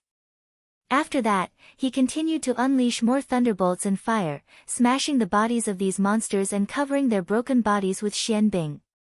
The bone-piercing cold seemed to have a great effect on weakening the incredible recovery ability of these monsters. When Wuqi struck seriously, the broken bodies of these monsters could no longer fly back to their bodies, and many pieces of flesh and bones fell to the ground. Han Xian was wild with joy. Laughing out loud, he wielded the vanquisher, like an apprentice chopping dumplings in a restaurant. The two swords brought up tens of thousands of sword beams and fell onto the bodies of these monsters like raindrops, shredding their bodies into pieces. Bolts of icy soul and soul-splitting immortal thunderbolts kept rumbling out, freezing the broken bodies of these monsters and their strange recovery ability completely. Working together, Wuqi and Han Xian finally managed to chop these monsters into pieces, turning them into a pile of broken flesh and blood. Right at this moment, a faintly discernible sneer suddenly rang out, defective goods are just defective goods. Their lethality is not that great, and their recovery ability is restrained by the cold. Hee, next time, if you don't give me the best, I won't even bother to help you old bastards. Han Xian suddenly snorted coldly and cried out, it's here. Found it. He dropped the vanquisher and abruptly produced a silver-white immortal talisman in his hand. He bit his tongue and sprayed a mouthful of blood onto the talisman. Immediately, a large sheet of immortal light that looked like melted glass sprayed out of the talisman. Within the light, a hazy figure emerged. The man slowly pulled his bow open, nocked an arrow, and released the arrow, aiming at the direction Han Xian was pointing at. 7 kills, Vanquisher, Greedy Wolf, combine the 3 stars into one, and slay all immortals with an arrow. Han Xian snapped. Starlight of 3 colors shot out from the top of his head and attached itself to the arrow, transforming into a beam of light that was about 10 feet thick as it shot toward a certain spot in the dark void. "You sneaky bastard! Come out and die," cried Han Xian. "Hee, I have 360 tortures for you to enjoy. Let's see who dares to plot against me behind my back." The beam of light darted forward, piercing through countless layers of dark smoke. All of a sudden, a cloud of green smoke burst out of the void, and then a huge skull emerged. The skull sprayed out a large sheet of ghost fire, which collided with the tricolored beam of light. A loud boom rang out as the immortal talisman in Han Xian's hand suddenly burst into a silver flame and turned into a wisp of smoke in a blink of an eye. The tricolored beam of light suddenly expanded by more than 1,000 times, surging forward like the tide of the Qiantang River. The huge skull let out a shrill howl, then abruptly shattered into countless broken pieces of bone that fell down from the sky along with dense black smoke. Amidst the sound of ripping cloth, countless pieces of white cloth fluttered down from the sky, and a sheet of sunlight sprinkled down. The formation that had trapped Wu Qi and Han Xian a moment ago had been shattered by the mighty power unleashed by Han Xian's immortal talisman. Wu Qi frowned and suddenly shrunk his body, transforming into a tiny speck of dust and burrowing into the dense underbrush under the ground. A creepy laughter came from the air. That voice said, "You received money from others, so you have to help others deal with disasters. Little kid, you are going to die today. TSK, your fleshly body is very strong as well. No wonder you've cultivated the true body of heaven and earth scripture to the 9 stars realm of the first Panga heaven. It's a good material to refine a law corpse. TSK, where did you get these magical items that are filled with killing intent? You're really awesome." Wu Qi, who had transformed into a speck of dust, was amused, while Han Xian suddenly leaped to his feet in a rage. "What true body of heaven and earth scripture? I'm Han Xian, the deputy emissary under the command of Liu Bang, the king of Han. Who is cultivating the true body of heaven and earth scripture?" Han Xian hurriedly turned his head back in anger, but found that Wu Qi had long disappeared into the underbrush. The innate escape art was marvelous, so how could Han Xian find Wu Qi when he quickly scanned the area with his divine will? A furious shout came from the void, and a skinny, short old man suddenly appeared, accompanied by a pungent smell of a corpse. Chapter 622. Holding the sword with both hands, Han Xian's eyes shone with a blood-red gleam. He glanced around angrily, then roared at the old man, "You want to kill a man who cultivates the true body of heaven and earth scripture?"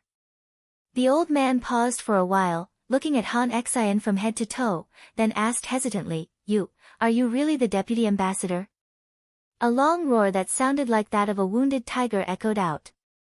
Han Xian swung the sword in his left hand fiercely, causing the surrounding air to vibrate. A blood-red beam of starlight shot down from the sky, transforming into 100 miles long, arc-shaped sword beam that darted across the sky. Along with countless ghostly wails and wolf howls, the sword beam reached tens of miles away and cut a 1,000-mile-wide mountain range in half.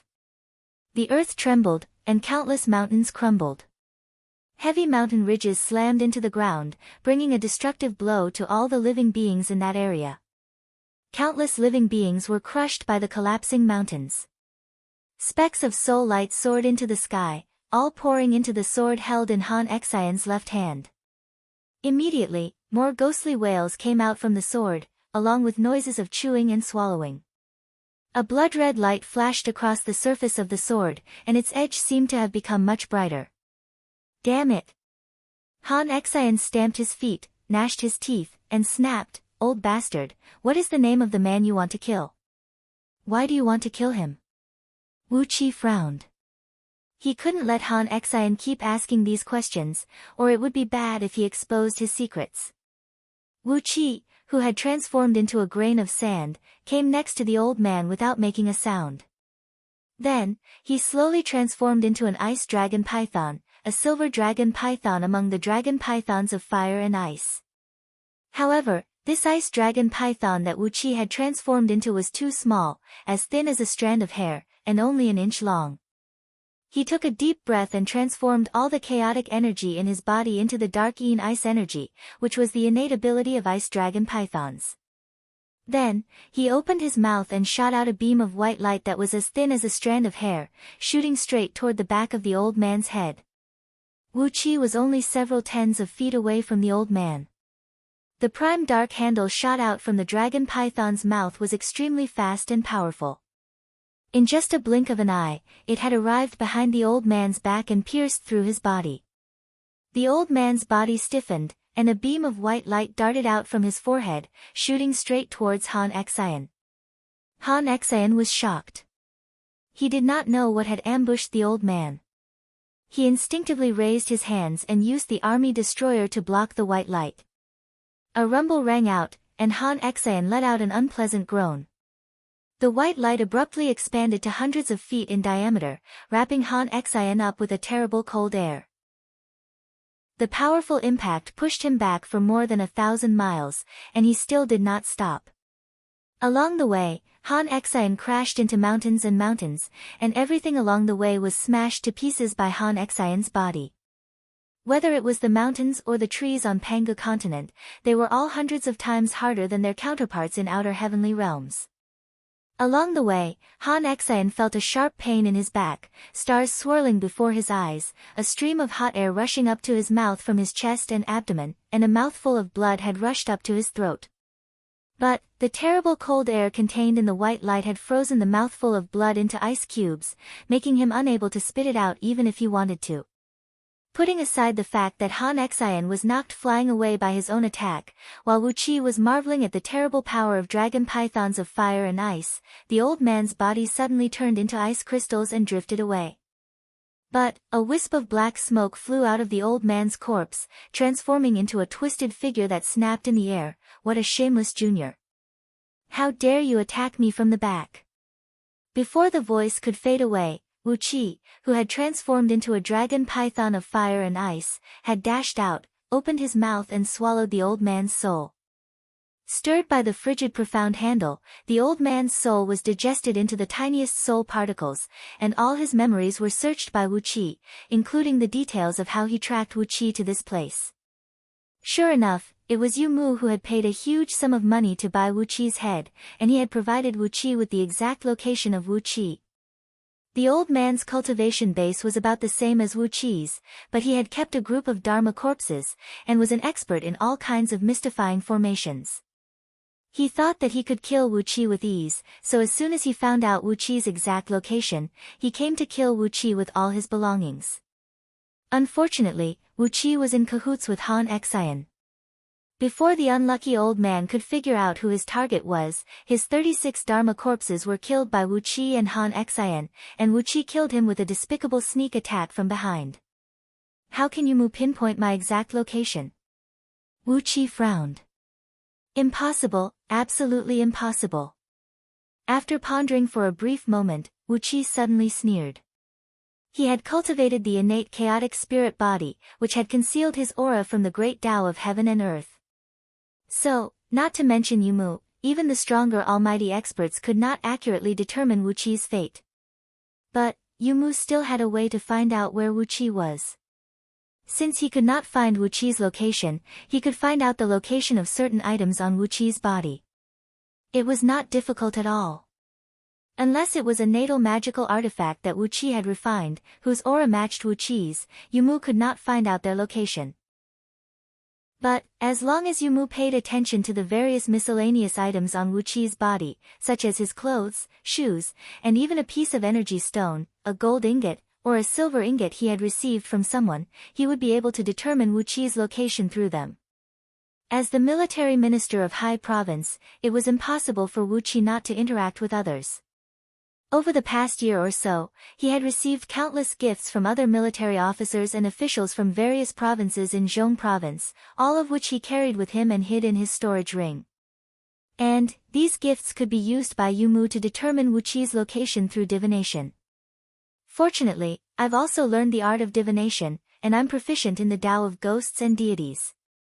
Fortunately, I'm smart. Wu Qi shook his head and said, "Fortunately, the one who came to assassinate me this time is not very strong.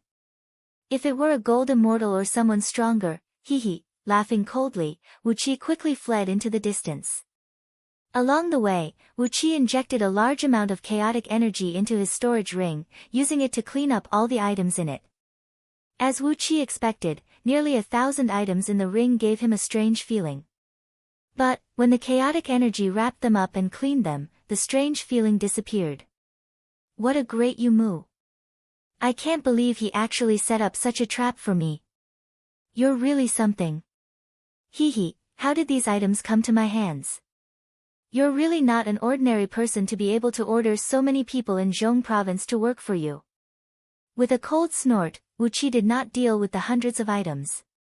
Instead, he flew all the way to Yuya City in Huangsha Province, throwing them away casually.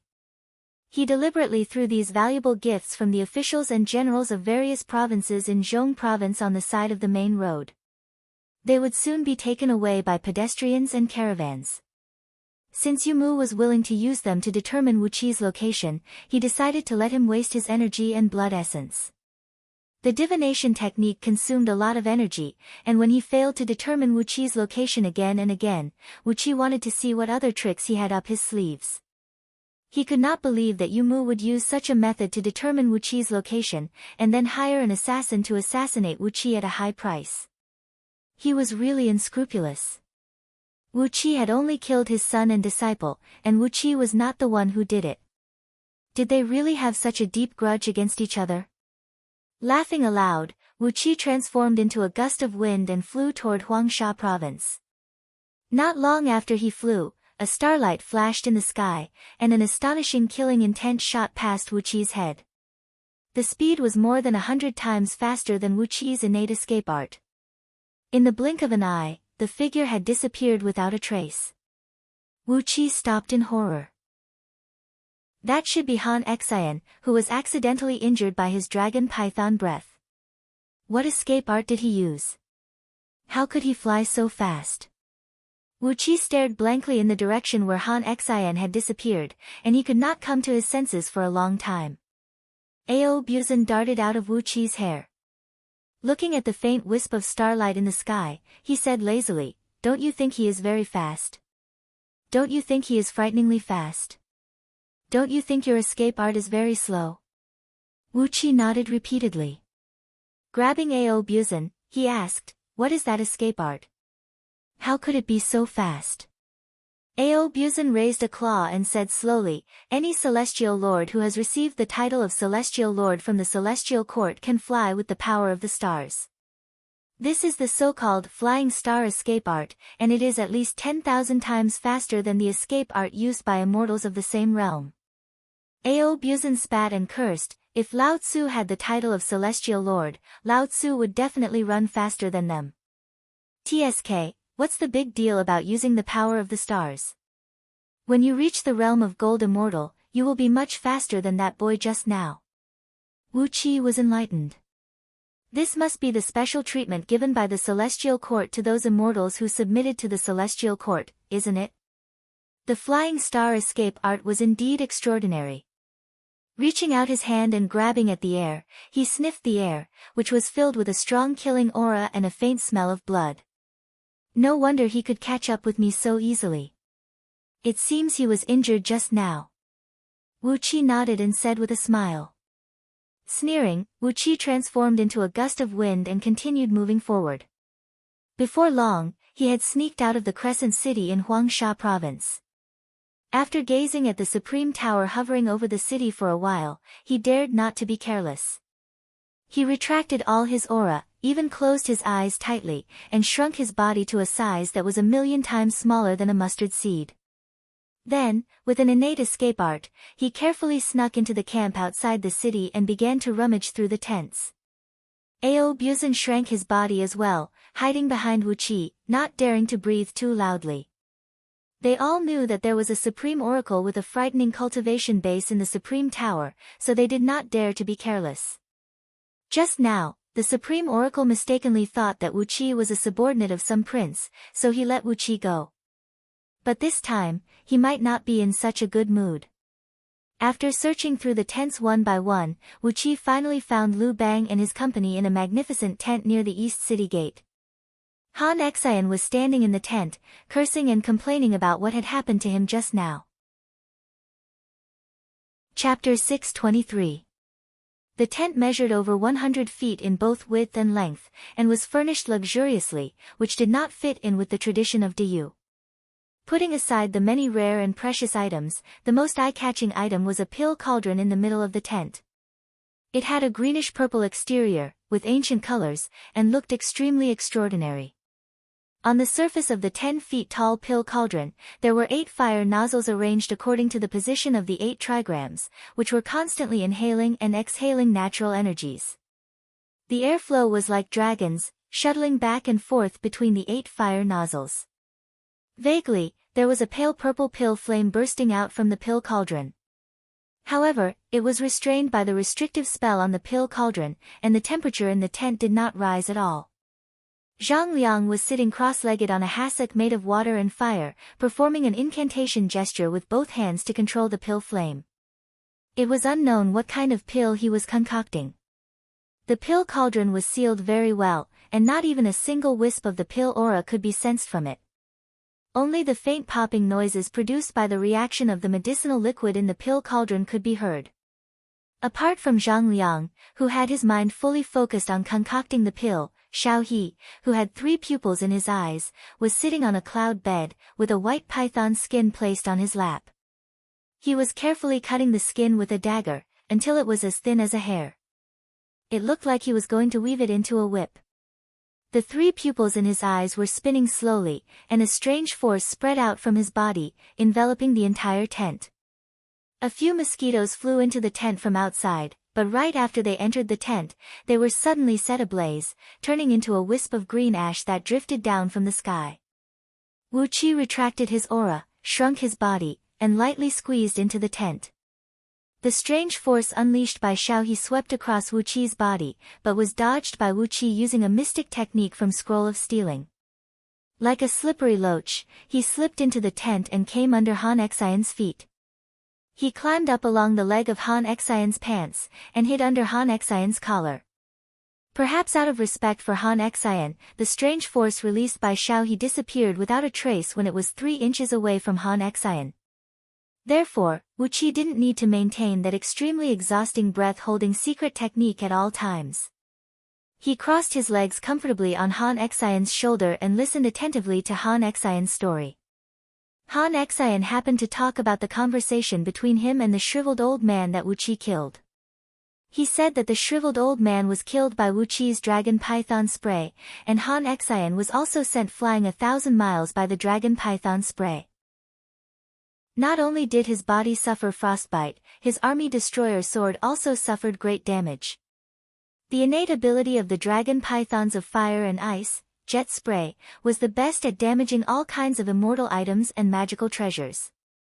It was even more lethal to the item spirits. As a result, Han Xian's prized weapon, the army destroyer, suffered a great loss of its spirit energy and nearly dropped its grade. No matter who that guy is, I won't let him go. Han Xian, who was pacing back and forth in the tent, ended his speech with a furious roar. Zhang Liang opened his eyes, which were faintly glowing with a golden and purple light. He glanced at Han Xian, then closed his eyes again. He locked his hands into an incantation gesture and casually pointed at the cauldron. A faint dragon roar rang out, and a few streams of purple pill energy sprayed out of the cauldron's mouth, forming into the shape of a flying dragon above it. Then, a faint tiger roar rang out, and a few wisps of green pill energy sprayed out of the mouth, forming into a fierce tiger that ran wildly around the cauldron. The dragon and tiger energies attracted and colluded with each other, gradually forming a small whirlwind around the cauldron. Zhang Liang's expression was slightly nervous. His hands kept performing incantation gestures, and a purple immortal talisman shot out of his sleeve, releasing a clear light that enveloped the cauldron and slowed down the speed of the dragon and tiger energies. Cold sweat kept breaking out of his forehead, and his body was shivering slightly. Obviously, it was very strenuous for him. One of Xiaohe's legs was crossed on the bed, and the other was lazily placed on the armrest of the bed. While cutting the white python's skin, he chuckled and said, "You don't even know the name of that man, and you don't know why he is chasing after you. Pangu continent is so vast, how are you going to get revenge on him? Don't waste your breath. Have you figured out why they are spying on us?" Han Xian stamped his foot and sat down on the bed opposite Xiaohe. His eyes went wide as he snorted coldly and said, "I don't even know his name, so how could I know why he is spying on us?" Frowning, Han Xian looked at Zhang Liang and said with a smile, "I did see someone. When I caught up with them, I saw that man transform into a beam of blood light and fly up into the sky. Looking at his back, and the smell of madness coming from him, he looks like an old acquaintance of ours." Xiaohe laughed and said, "An old acquaintance? Who else could it be? Don't tell me it's the one who set up the feast at Hongmen." The atmosphere in the tent suddenly became very strange. Han Xian was stunned for a long time, then pointed a trembling finger at Xiaohe and cried out, "How did you get that mouth? Look at his back, he does look like the man who committed suicide at the River Wu." A muffled boom rang out. The pill cauldron that Zhang Liang had been working hard to control suddenly shook, and the energy of dragon and tiger that had taken shape suddenly shattered. The purple immortal talisman swayed and flew back into his sleeve weakly. The lid of the pill cauldron was slowly lifted, and a pungent black smoke rushed out. With a gloomy face, Zhang Liang flicked his sleeve, and a large plume of black smoke flew out of the tent along with his sleeve. The 597th cauldron of Swan Nicc pill of good fortune still failed. It was either a natural disaster or a man-made disaster. In short, the efforts of several years have been wasted. Zhang Liang sighed, stared at Han Xian, and said with a wry smile, "If you hadn't mentioned that man, perhaps this cauldron of pills would have succeeded, and we would all have the hope of becoming gold immortals, real gold immortals, instead of fake gold immortals whose magic power and cultivation base have been forcibly raised by someone." Han Xian spread his hands and made an expression that he did not mean it. Next to him, Xiaohe sighed and said, "Forget it. The old immortal said that it would take 600 cauldrons of hard work to concoct this Swan Nicc pill of good fortune, and 2 more cauldrons of pills would be enough. The old immortal has never missed a word. Just work harder." Zhang Liang nodded slowly with a gloomy face. He spread his sleeve, and a stream of yellow mist sprayed out of it, pulling the pill cauldron back into his sleeve. Then, he walked slowly out of the tent and cried out, "This cauldron of spirit pills used to heal the celestial angels has failed. Make me 30 portions of them according to the prescription I gave you." Vaguely, they could hear some officials from Diyu whispering something to Zhang Liang. After that, Zhang Liang returned to the tent, put down the flap, and added a few powerful restrictive spells on it. The 3 pupils in Xiaohe's eyes shone with a bright light. In just a blink of an eye, the strange force unleashed from his body enveloped the entire tent, as well as dozens of tents nearby. On the large bed placed in the tent, Lu Bang, who was lying on the bed like a dead man, suddenly stood up straight. He spat out a mouthful of sticky, bloody saliva onto the snow-white carpet, then said through clenched teeth, "Xiang Yu? Hee, what a sensitive nose. I can't be wrong, that man must be Xiang Yu." Zhang Liang, Xiaohe, and Han Xian turned to look at Lu Bang together. "Wine," said Lu Bang lazily as he stretched out his hand. A large golden peony flower flickered in the air, then a long-haired lady, clad in a light veil and possessing an outstanding beauty, drifted out of it. She brought out a white jade wine cauldron that could hold about a bucket of wine and placed it in Lu Bang's hand. Lu Bang took a sip of the wine and rinsed his mouth, then sprayed the wine mixed with blood onto the ground. He put one arm around the slender waist of the long-haired lady, pressed her down on the bed, and began fondling her. While drinking, Lu Bang said, "Have you forgotten what the old immortal said? He said that Xiang Yu might still be alive." Laughing coldly, Lu Bang patted the buttocks of the beautiful lady, whose face was already flushed and moaning. With that, a large sheet of golden light that looked like the petals of a peony burst out of the lady's body, then vanished without a trace. Lu Bang crossed his legs and held the white jade wine cauldron with both hands. Grinning coldly, he said, "If not, why would the old immortal leave behind the Green City clan in Great Han Dynasty? Am I right, Reverend Li Yang?" Suddenly, the curtain leading into the tent was lifted, and Reverend Li Yang walked out slowly. He cupped his fist and bowed to Lu Bang in a flattering manner, then said in a low voice, "Your Majesty is right. Didn't my ancestral master leave behind the Green City clan in that small kiliacosm to trace the whereabouts of those people? It's just that the disciples in the mortal world are too incompetent, as they haven't found their whereabouts after so many years." Reverend Li Yang chuckled, then shook his head and said, "But, according to common sense, since those people have a backer behind them, it is possible that they have ascended from that small kiliacosm called Earth to an outer heavenly realm, and then come to Panga continent to stir up trouble. If your Majesty says that person is Xiang Yu, then it must be him."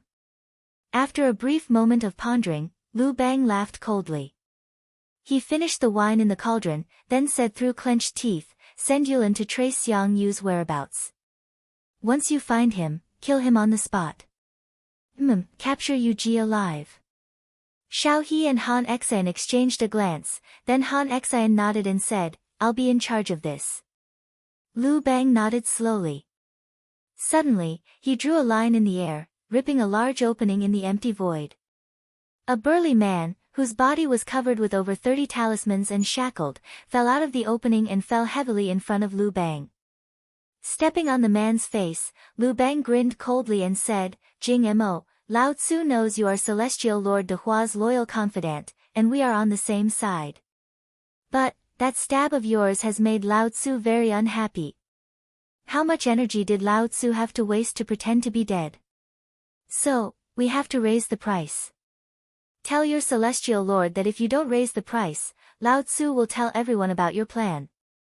Under the furious gaze of Jing Mo, who had fallen to the ground, Lu Bang shook his head complacently and said, "Your plan is too big. Lao Tzu can get too little benefit, but he has to bear such a great risk. If you don't give Lao Tzu more benefits, even if you have the backing of Buddhist League, Lao Tzu will still not buy it. Since Lao Tzu has become the Celestial Lord, do you think it's so easy for you to succeed without feeding Lao Tzu?" Zhang Liang, Xiao He, Han Xian, and Reverend Li Yang burst out laughing. Amidst the laughter, the former military minister of Huangsha province, Jing Mo's face turned extremely unsightly. He gritted his teeth and stared at Lu Bang for a long time, then asked word by word, "How much do you want?" Lu Bang narrowed his eyes and calculated for a moment. Suddenly, he laughed and said, "With the help of the 8 treasures Lotus Throne, I can help Lao Tzu attain the body of the immortal Dragon Emperor, and help Lao Tzu's confidants attain the cultivation base of peak-level gold immortals.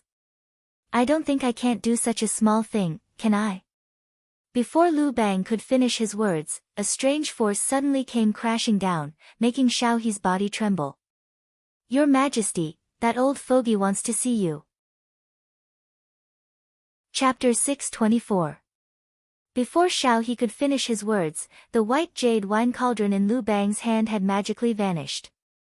A trail of blood trickled down from the corner of his mouth, and a large amount of blood oozed out of his chest. Rolling his eyes, he fell back onto the bed.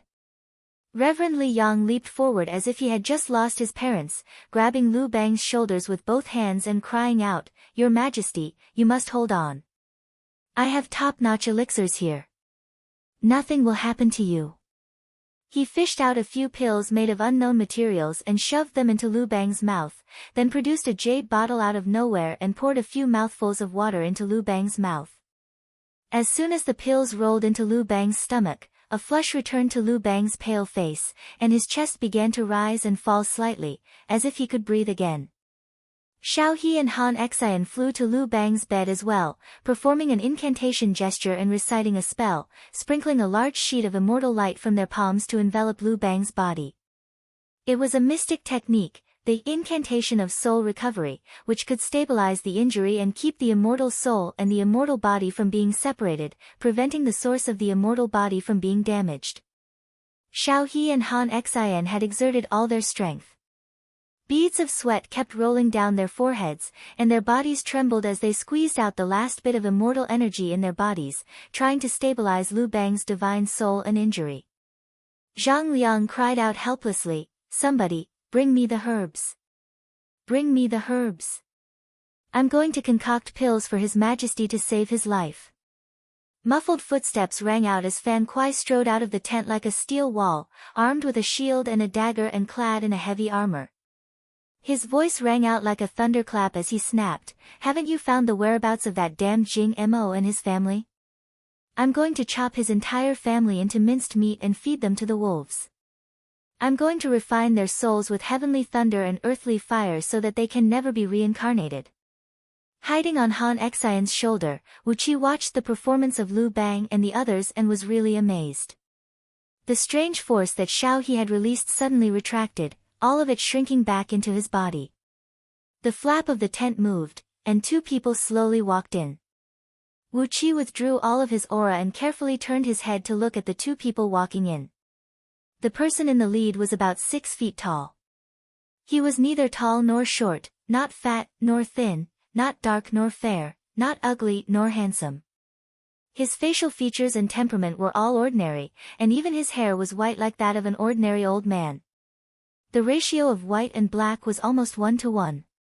Everything about him gave people a sense of stability and harmony. The old man was clad in a grayish-white linen coat, with a hemp rope tied around his waist and a pair of straw sandals woven from hemp fiber. He walked in at a steady pace. No aura emanated from him, and he looked just like an ordinary old man. But, as soon as he opened his eyes, what he saw gave Wu Qi a great shock. There were no eyeballs or other organs in the old man's eye sockets, only 2 thumb-sized ghost flames rolling rapidly in them. In the deep, pitch-black eye sockets, 2 green ghostly fires were spinning rapidly. 2 extremely ferocious blood-red eyes could be vaguely seen in the ghostly fires, staring straight ahead. Vaguely, a ferocious and violent dragon roar could be heard coming from the 2 ghostly fires. Wu Qi could not sense any life force from the old man either. He was an old man who had come to the end of his life, and was only relying on miraculous pills to keep him alive. His fleshly body gave Wu Qi the feeling that he was only left with a layer of skin. It was highly possible that his internal organs had lost their normal functions a long, long time ago. It was only because he had been using spirit medicines to sustain his life, and had a powerful beast soul to nourish his soul, that he was still alive. An old oracle who had reached such a realm must be the master of the supreme tower hovering over his head, the supreme oracle who presided over the Crescent City. He was also the supreme oracle who had caught up with Wu Qi and Xiangyu with his divine will when Wu Qi took Xiangyu away, and taught them a painful lesson. Star grade, moon grade, sun grade, and then the supreme oracle who had surpassed the sun grade.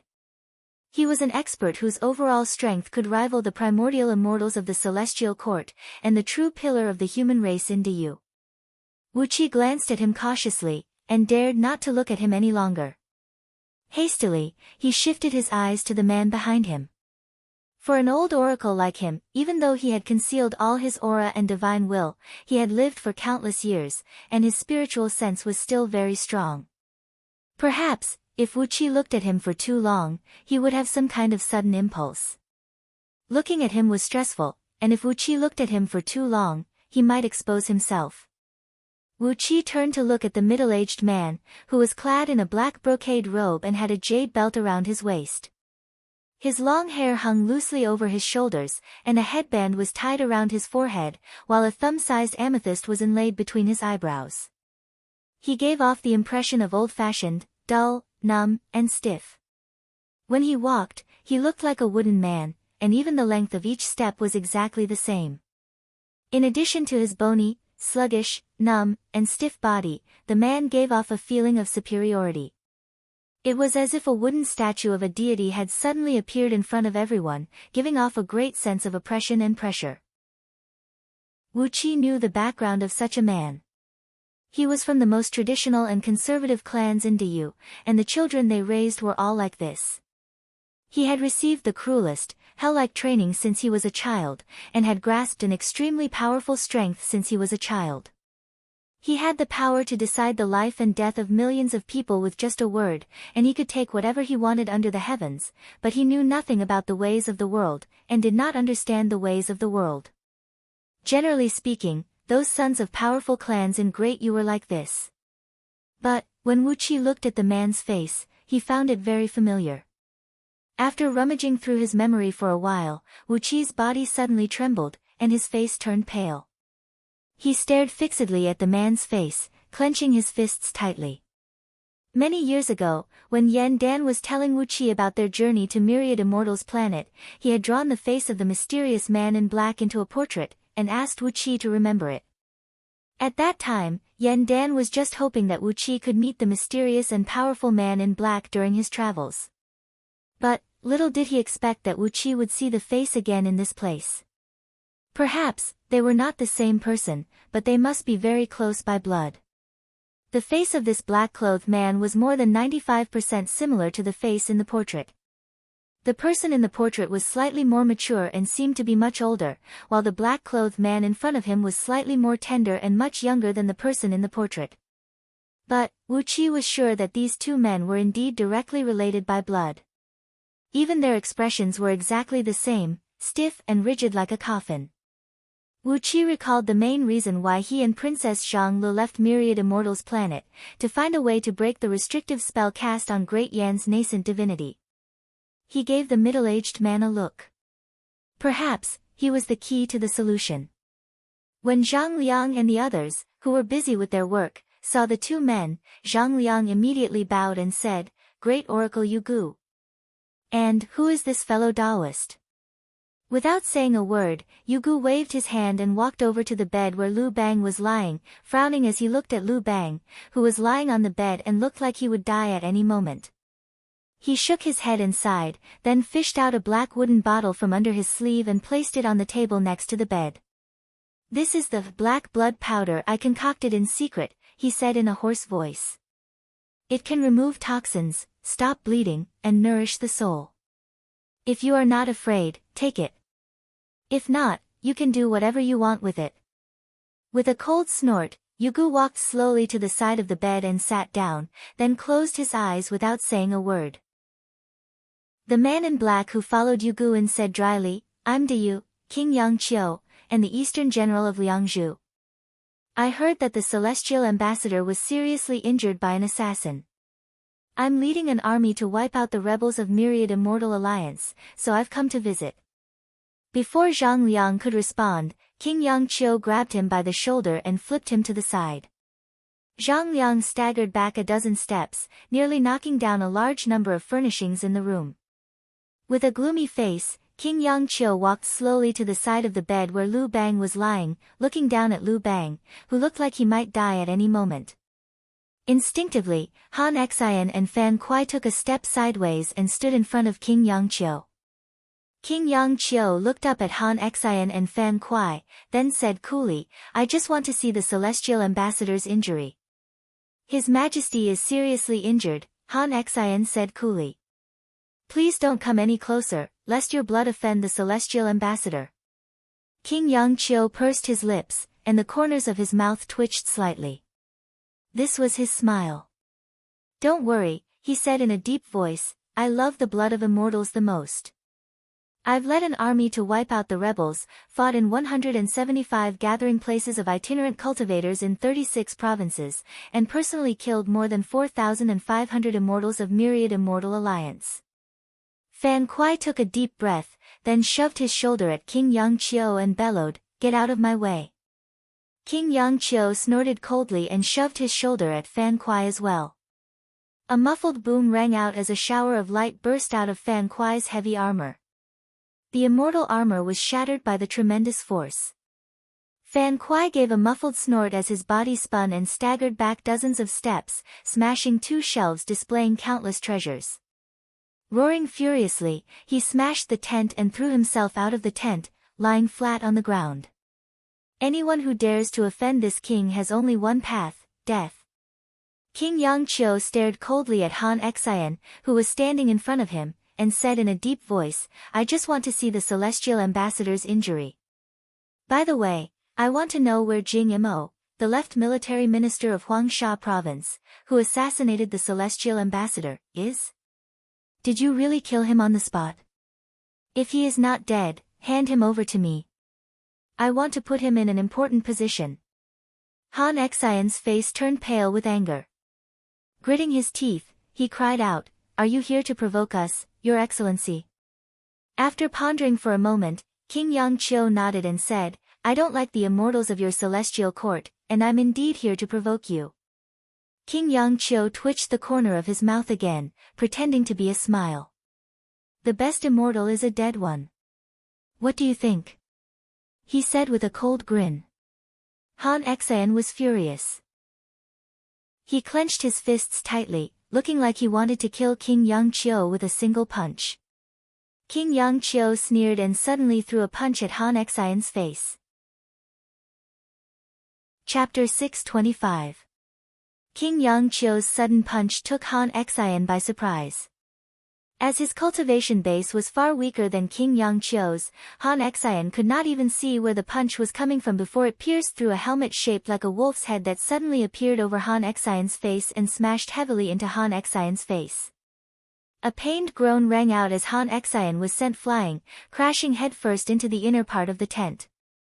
A series of feminine cries rang out as the curtain between the inner and outer parts of the tent was knocked open, revealing dozens of gorgeously dressed female immortals. When they saw Han Xian fly in with a swollen face, they could not help but shout and yell at him, unleashing all kinds of flying swords and magical treasures to rain down on King Yangqiu. King Yangqiu gave a cold snort. Two balls of black flame spun rapidly in his eyes, and countless black threads shot out of them, hitting the vital acupoints of the female immortals. All the flying swords and magical treasures froze in midair at the same time, and the female immortals snapped, "How dare you, bitches! Kneel down before me!" Like puppets controlled by strings, the female immortals dropped to their knees and threw themselves on the ground with lifeless eyes, putting on a posture that showed they were at King Yangqiu's mercy. Hiding on Han Xian's shoulder, Wu Qi's eyes lit up. "This is the restrictive technique. This is it." The black threads shooting out of King Yangqiu's eyes were exactly the same as the ones that Yan Dan had shown to Wu Qi. Clearly, King Yangqiu had an inseparable relationship with the person who imprisoned Yan Dan and the others. This kind of secret restrictive technique was passed down from generation to generation in Dayu's clans, so it was impossible for too many people to know about it. Wu Qi began to think about how he could subdue King Yangqiu and learn this restrictive technique. But, when Wu Qi looked at Yu Gu, who was sitting silently on the bed, and then at King Yangqiu, who was shrouded in a dark mist and emanating a towering murderous aura, he wisely dismissed the idea of robbing them. Both of their cultivations were too strong, and Wu Qi was far from being a match for them. After knocking down Han Xian with one punch and subduing dozens of female immortals around Lu Bang, King Yangqiu grinned hideously and reached out to grab Lu Bang's neck. Standing off to the side, Xiao He sighed and cried out in a deep voice, "Why is King Yangqiu so aggressive? King Yangqiu, do you dare to look at me?" The tricolored pupils in Xiao He's eyes began to spin rapidly, and in the blink of an eye, they turned into a splendid screen of light. An eerie, evil power came out of Xiao He's eyes, and the surrounding space suddenly shook. It seemed that something wonderful was happening. King Yangqiu snorted coldly and turned to look at Xiao He. "Why not?" he cried out in a low voice. As soon as their eyes met, King Yangqiu's body trembled, and his movements became extremely slow and stiff. It was as if both his soul and fleshly body were frozen in ice, and he had lost the menacing vitality he had a moment ago. The two black fireballs in King Yangqiu's eyes gradually dimmed, and his aura gradually dissipated. It was as if his soul had been sucked into some unknown space, and he could no longer control his body and power. Suddenly, Xiaohe let out a muffled groan. A hair-thin wound, no more than an inch long, had opened up on his forehead. A trickle of blood flowed out of the wound and gradually slid down his cheek. But, on the other hand, a huge gash about half a foot long, about the size of a thumb, through which the white bone could be seen. Blood kept gushing out of it, and in the blink of an eye, the upper body of King Yang Qiu was stained bright red. King Yang Qiu let out a low cry of pain.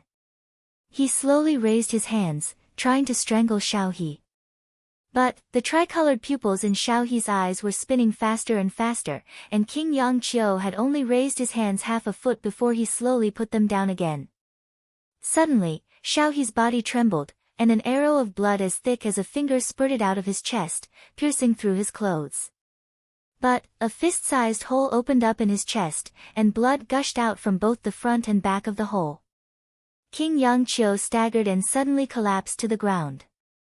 Xiaohe's face grew paler, and gradually, his skin turned transparent like crystal.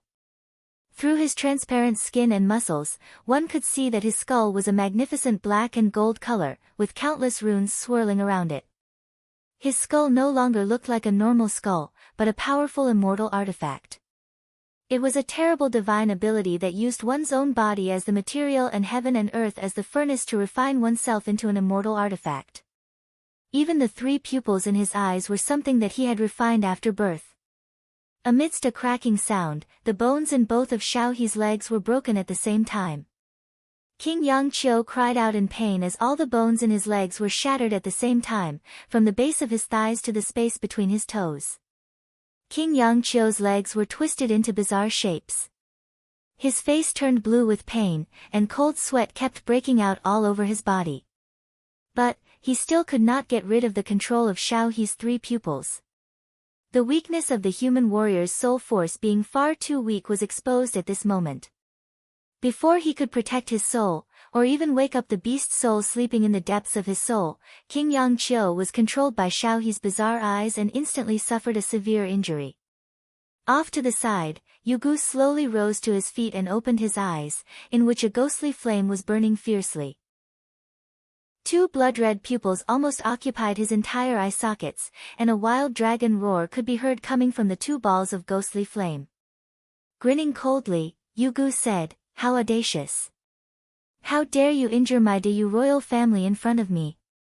Ha, do you really think that I won't dare to touch you just because you're angels?" Grinning coldly, Yu Gu slowly reached out a finger and pointed at Xiaohe. At that moment, Zhang Liang, who had been standing off to the side, suddenly let out a long cry. With his right hand, he produced a large white brush, measuring 4 feet and 9 inches long and glinting with bright light, and swung it in the air.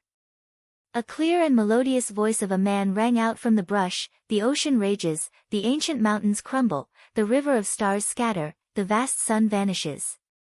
Amidst a bright flash of light, Zhang Liang held the brush in his hand and smashed it heavily on Yu Gu's back like a blacksmith hammering at iron. "How dare you attack an angel, Yu Gu? Are you trying to provoke a war between Diyu and the Celestial Court?" Zhang Liang snapped. No one knew where the brush came from, but it contained a terrible power. Even Wu Qi, who was hiding on Han Xian's shoulder, could sense the fluctuation of immortal energy contained in it, which was comparable to the aura emanated by Patriarch Miao Ying. A deep, muffled rumble of thunder echoed out. Caught unprepared, Yu Gu howled miserably as large sheets of ghost flame burst out of his 7 apertures at the same time. There was not much blood left in Yu Gu's body. Instead, it was filled with the fire energy condensed from the ghostly green ghost flame, which was closely related to his life. The blow was equivalent to an ordinary man bleeding from his 7 apertures, and Yu Gu was instantly severely injured. Roaring furiously, he turned around and snapped, "A primordial immortal artifact. Which almighty expert lent you this? How dare you attack me from behind with a primordial immortal artifact? Don't you have any shame, Celestial Court? Are you out of your mind? How dare you hurt me and King Yang Qiu? Is Celestial Court really going to war with me, do you?" Zhang Liang stood next to Xiao He with his hand clenched tightly on the writing brush. Staring at Yu Gu with his starry eyes, Zhang Liang smiled faintly and said, "If King Yang Qiu hadn't forced us, how could we have done such a thing? King of Han is seriously injured, and yet, King Yang Qiu still treated him so rudely. If word of this gets out, I'm afraid the Celestial Court is in the right, while the Yu is in the wrong, isn't it?" With a proud smile on his face, Zhang Liang held his head high and said, "Even if we bring this matter to those almighty experts, the one who will be scolded will not be the Celestial Court, will it?" "Those almighty experts?" Wu Qi's eyes darted from side to side. Who were those almighty experts Zhang Liang mentioned? Was it a group of people, or some other existences? Zhang Liang's words had obviously frightened Yu Gu. Yu Gu, who was about to fly into a rage out of humiliation and kill Zhang Liang and the others on the spot, hesitated for a moment, then suddenly dispersed the energy he had been accumulating in his body and said in a deep voice, "No matter what, you have to stop first. If you do seriously injure King Yang Qiu, even if you have the backing of a primordial immortal, you will not be able to get away with it." Zhang Liang smiled. Just as he was about to ask Xiao He to release King Yang Qiu, a dragon roar suddenly rang out of King Yang Qiu's body. At first, the dragon roar was faint, like the chirping of a bug in the grass at night. But in the blink of an eye, it became loud and vigorous, like the first thunderclap that rang out when the world was created. Accompanied by countless deafening rumbles, the roar spread out in all directions. With just one roar, the tents they were in were blown into pieces. Countless tents and camps in the surroundings were shaken away by the roar. Tens of thousands of soldiers were blown away by the tremendous sound wave, wailing and wailing as they were sent flying far away. Even the four walls of Yuya City, which had just been rebuilt, were blown to pieces. All the buildings in the city, big and small, collapsed at the same time, and countless boulders were thrown into the air by the sound wave. The mountain behind them was shaken by the thunderous roar and collapsed by hundreds of miles. On the other side, a 10-mile-high wave rose from the crescent lake, and countless fishes, shrimps, crabs, and other creatures in the lake all exploded and died. Inside the tent, Zhang Liang, Han Xian, Fan Kuai, and the others were bleeding from their 7 orifices at the same time, while Lu Bang, lying on the bed, let out a miserable howl and jumped up and down. Hiding on Han Xian's shoulder, Wu Qi felt as if 10,000 thunderbolts had exploded in his ears at the same time. His eardrums were torn, and stars were flashing before his eyes. For a long time, he did not know where he was. Ao Buzan poked his head out of Wu Qi's hair and looked thoughtfully at King Yang Qiu. "His beast soul is Pu Lao. No wonder the roar was so loud." The one who was the most seriously injured in the tent was Xiao He, who had controlled King Yang Qiu with his 3 pupils. An arrow of blood sprayed out from his mouth, flying over 100 feet away. A large amount of blood sprayed out like a fountain, as if all the blood in his body had been squeezed out by this roar. 2 of the 3 pupils in Xiao He's eyes had cracked and were no longer in shape. Clearly, his divine abilities and mystic arts had been severely damaged. Accompanied by a cruel laugh, King Yang Qiu's body slowly floated up into the air. Looking coldly at Lu Bang, who was standing on the bed and picking his ears, King Yang Qiu sneered and said, "So, this is the seriously injured angel." With a wild laugh, a jade knife suddenly appeared in King Yang Qiu's hand, and he brought it down heavily toward Lu Bang's neck. Chapter 626. It was made of supreme-grade black jade, about 6 feet long, crescent-shaped, and as thin as a cicada's wing. It was engraved with the true forms of countless ghosts and deities, and was shrouded in a faint black smoke. The ghosts and deities were looming in the smoke like living creatures, and from time to time, deep howls could be heard coming out of it. The handle of the jade knife was carved with a Pu Lao, who was lying prostrate on the ground with his mouth wide open as if he was roaring loudly. Pu Lao's eyes were inlaid with blood-colored gems, and they gave off a faint chill that made one's hair stand on end. King Yang Qiu brandished the knife at Lu Bang. Accompanied by the roars of millions of celestial fiends, an immense knife energy swept out, and a chilly wind rose from the ground within 1,000 feet around him. The chilly wind rushed straight into everyone's bodies, making them shudder.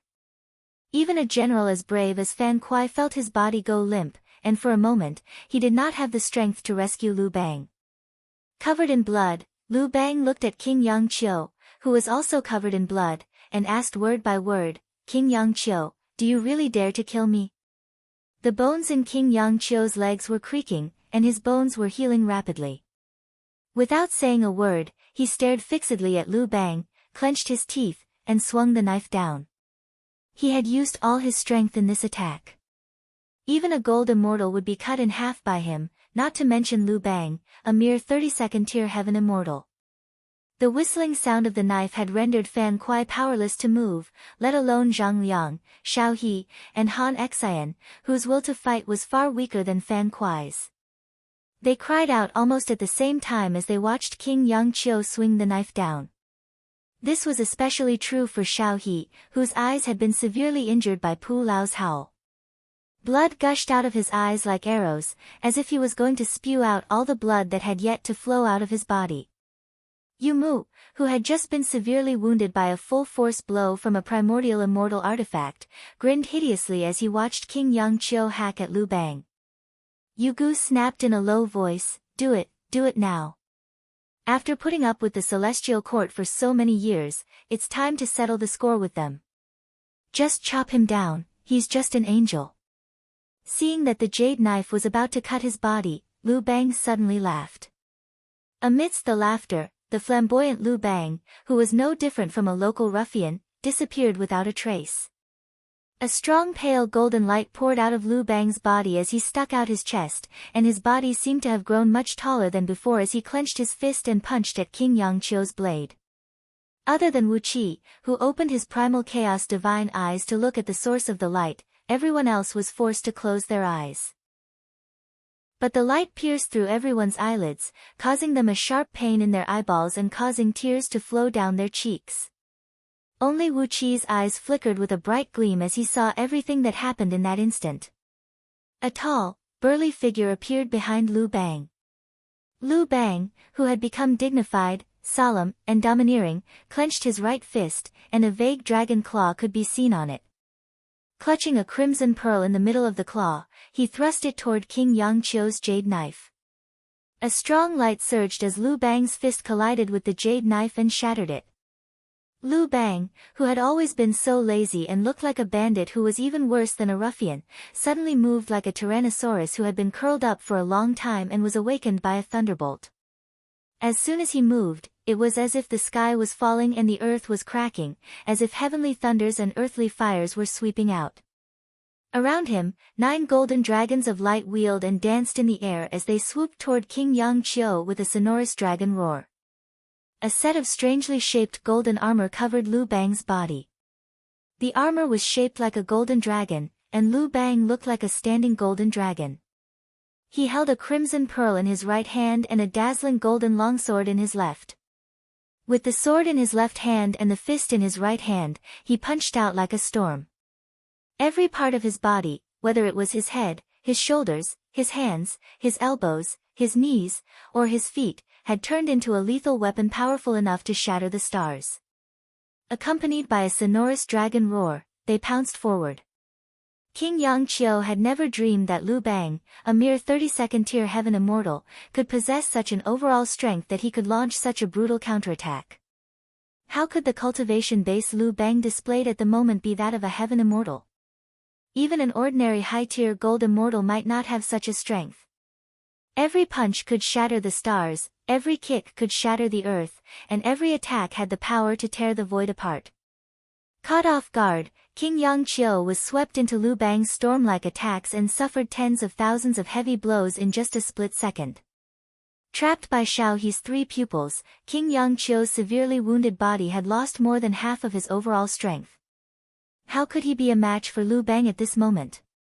No one knew the origin of the pearl and the sword in Lu Bang's hand, but wherever the pearl passed, everything was shattered, and wherever the sword passed, everything was cut in half.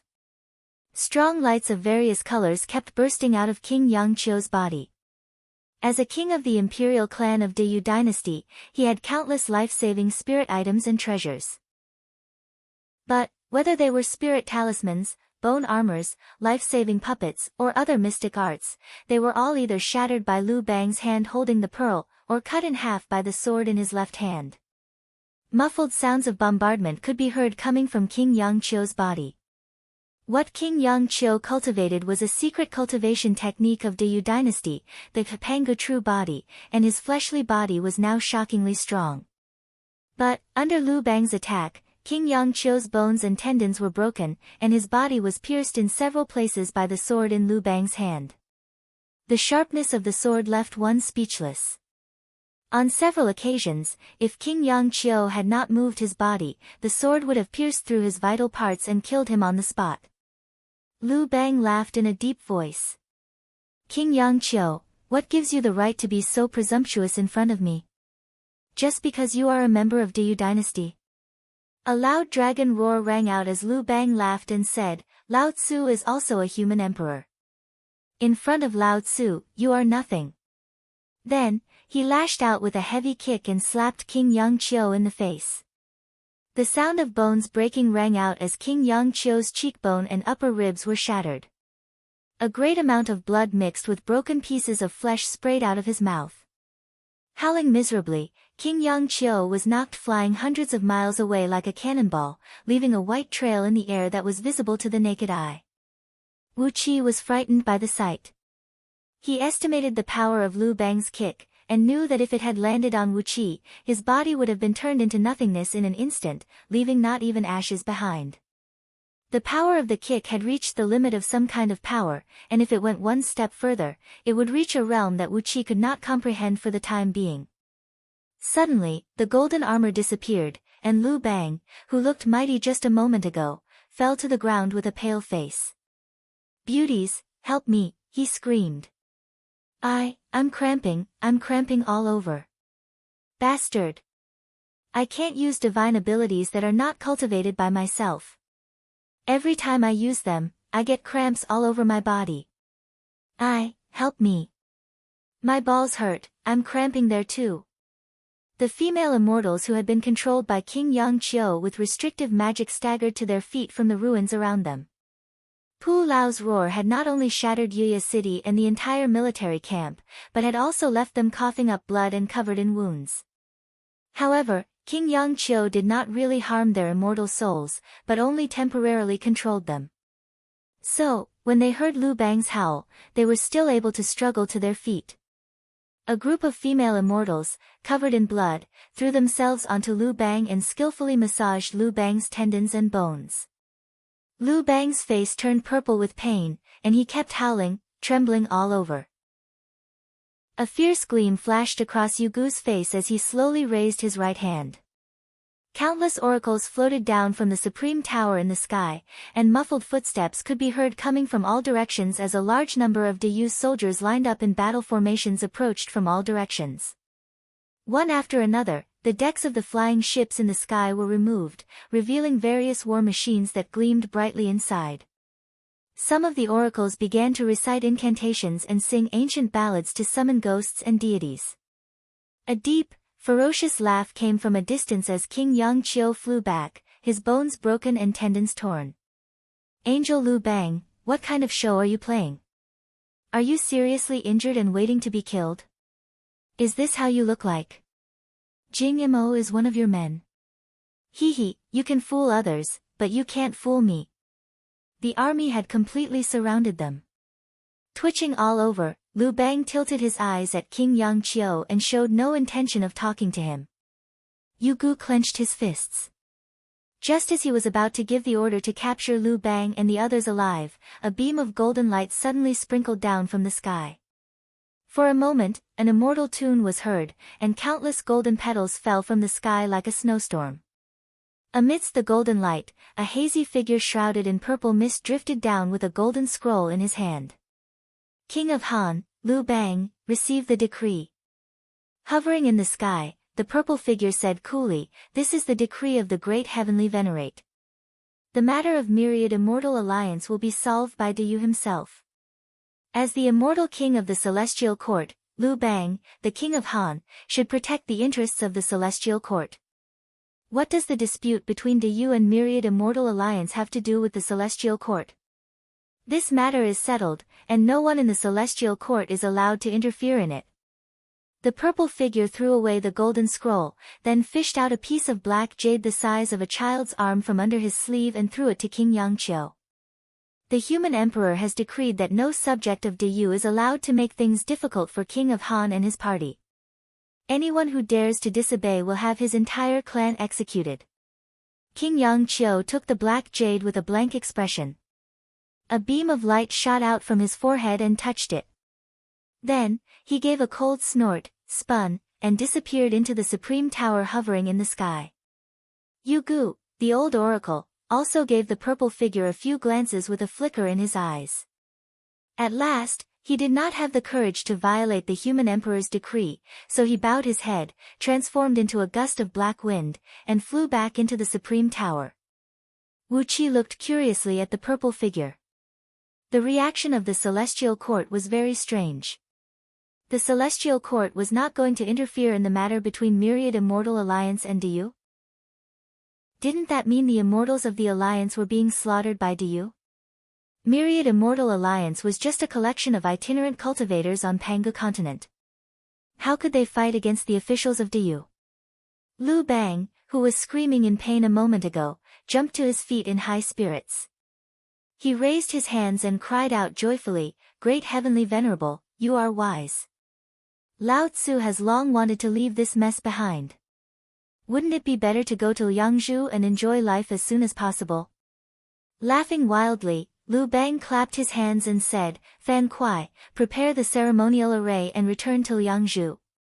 Wu Qi pondered for a moment, then flew lightly up into the sky with a gust of wind and headed straight for the Supreme Tower. Ao Buzan was startled by Wu Qi's bold move. Chapter 627. In the air, Wu Qi, hiding in a speck of dust, slowly reached out a hand and sprinkled a wisp of drunken dragon incense, which he had concocted after he arrived on Pangu continent, into the pool. Wu Qi did not use too much of the drunken dragon incense, which was enough to make a true dragon of gold immortal realm drunk, and he only sprinkled 3 kilograms of it into the pool. He transformed into a gale and flew a few provinces in the sky, then transformed into a dragon python and burrowed into the ground, swimming far away with the help of water veins. Finally, he transformed into an ancient maze and scuttled in the ocean for a long time. At last, Wu Qi found a deserted island in the middle of the ocean and dragged the unconscious King Yangqiu into a reef cave on the coast of the island. Without waiting for King Yangqiu to answer, Wu Qi slapped him dozens of times in the face. Then, he shook King Yangqiu's body.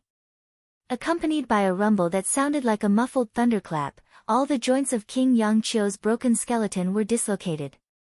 Apart from his skull, even his spine was broken into pieces.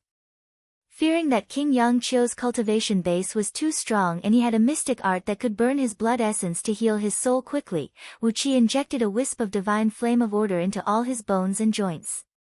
If he dared to reattach his bones, the flame would burst out and refine his bones. As for why the guards in the Supreme Tower were so lax, there must be a reason for that. Countless oracles were stationed outside the Supreme Tower, and an army of 100,000 soldiers had set up camp down below. Moreover, the Supreme Tower's reputation was well known to everyone. Each Supreme Tower represented an existence as strong as a primordial immortal. Who would dare to sneak into the Supreme Tower and do whatever they wanted? Those who had the strength to do so were all of the same status as Yu Gu, and they were always upright and aboveboard. So, how could they do what Wu Qi was doing now? King Yangqiu opened his eyes and asked curiously, "That Han Xin is just one of the 3 clones? Interesting, he is the backer of the Celestial Court. How could those few old fools teach him their special divine ability? It seems that this Lu Bang is one of their trusted subordinates." Yu Gu frowned and said in a deep voice, "How could I know if you don't know? The immortals of the Celestial Court are cunning, sinister, and ruthless. I'm sure they have countless backup plans. I'm good at trickery. So, you have to figure out what they want to do." Glancing around cautiously, Wu Qi slowly descended to the pond and carefully moved King Yangqiu out of it. This time, Wu Qi dared not to be careless. He did not dare to use a divine ability like the Kuafu chasing the sun's step, which would leave behind obvious traces. Instead, he retracted all his aura, and with the help of the force of nature, he let the wind carry him up into the sky. Then, he transformed into a gale and fled tens of thousands of miles away in the blink of an eye. King Yangqiu sighed, closed his eyes, and said feebly, "I didn't expect that Liu Bang still had a trump card." Yugu nodded, then transformed into a gust of black wind and flew out of the door. A cough rang out as King Yangqiu spat out a few clots of blood from his mouth. He gasped for breath as his tensed body slowly relaxed.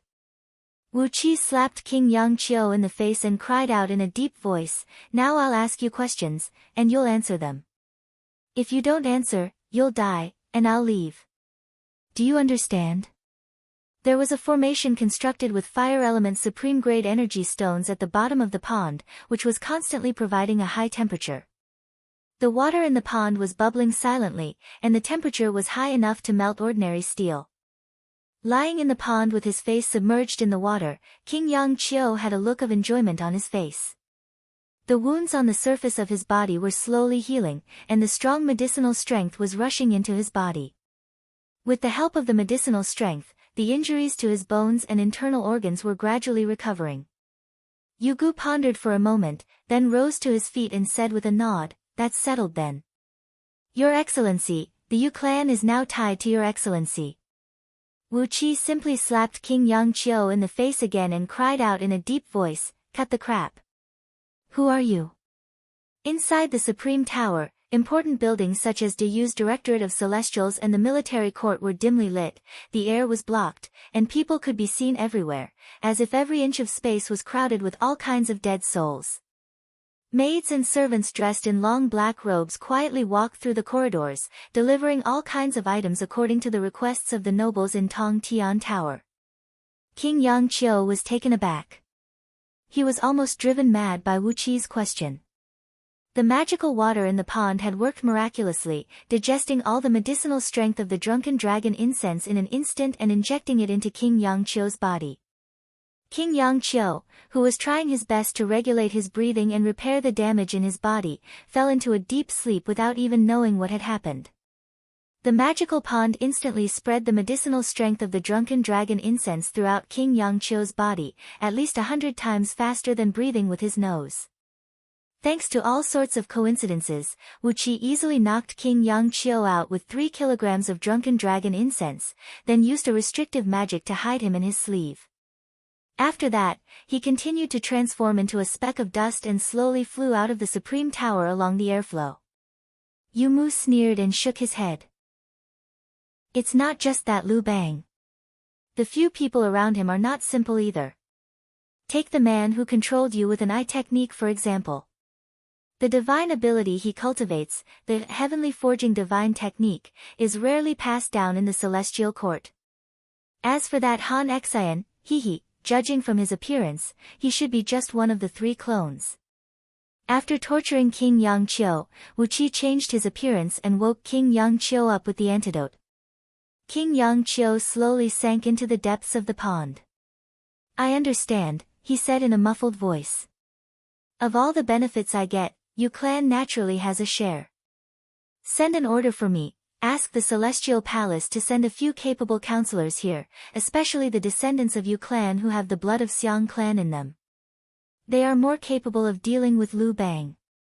As soon as he opened his eyes, King Yangqiu let out a furious roar.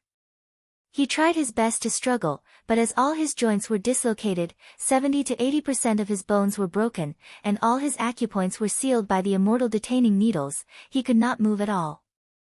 Yugu had retracted all his divine abilities and magic power, and even carefully hid his divine sense in his spiritual ocean, not daring to expose it at all. Wu Qi could understand why he did this.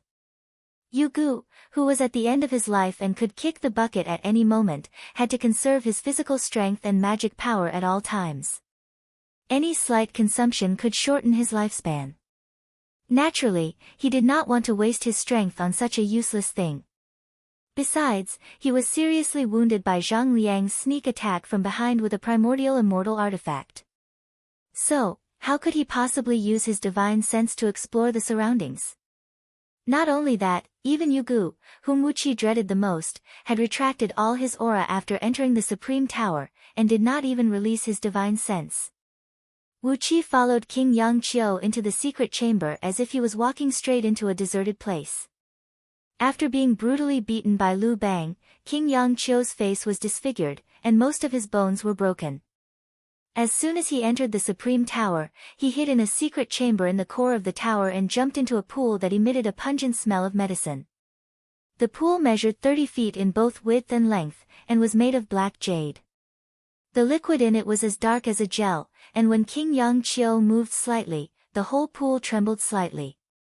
His hands moved as fast as lightning, and countless primordial runes flew out of his fingertips, quickly forming 3,600 layers of aura-isolating restrictive spells around him. Then, Wu Qi quickly fished out 360 immortal detaining needles and plunged them into all the key acupoints on King Yang Qiu's body. Then, he bombarded King Yang Qiu's acupoints with a heavy blow, dispersing all his meridians. King Yang Qiu fainted with a series of slaps. As his fleshly body was extremely strong, the slaps only caused a slight numbness on his face, but the humiliation made him so angry that blood was flowing out of the corner of his mouth. Glaring at Wu Qi, he gritted his teeth and roared, "You're dead. You're dead." King Yang Qiu nodded, then closed his eyes again and said, "Master you may leave now. I'll continue to lead the army to wipe out Myriad Immortal Alliance when I recover from my injury. Since the Celestial Court has made it clear that it will not interfere in the affairs of Deyu and Myriad Immortal Alliance, I'll kill them all, and the world will be at peace." When he followed King Yang Qiu all the way into the Supreme Tower, Wu Qi had the idea of fleeing immediately if something went wrong. But even in his dreams, he didn't expect that Skysplit Tower didn't have any defensive restrictions at all. The maids and servants inside were all ordinary mortals.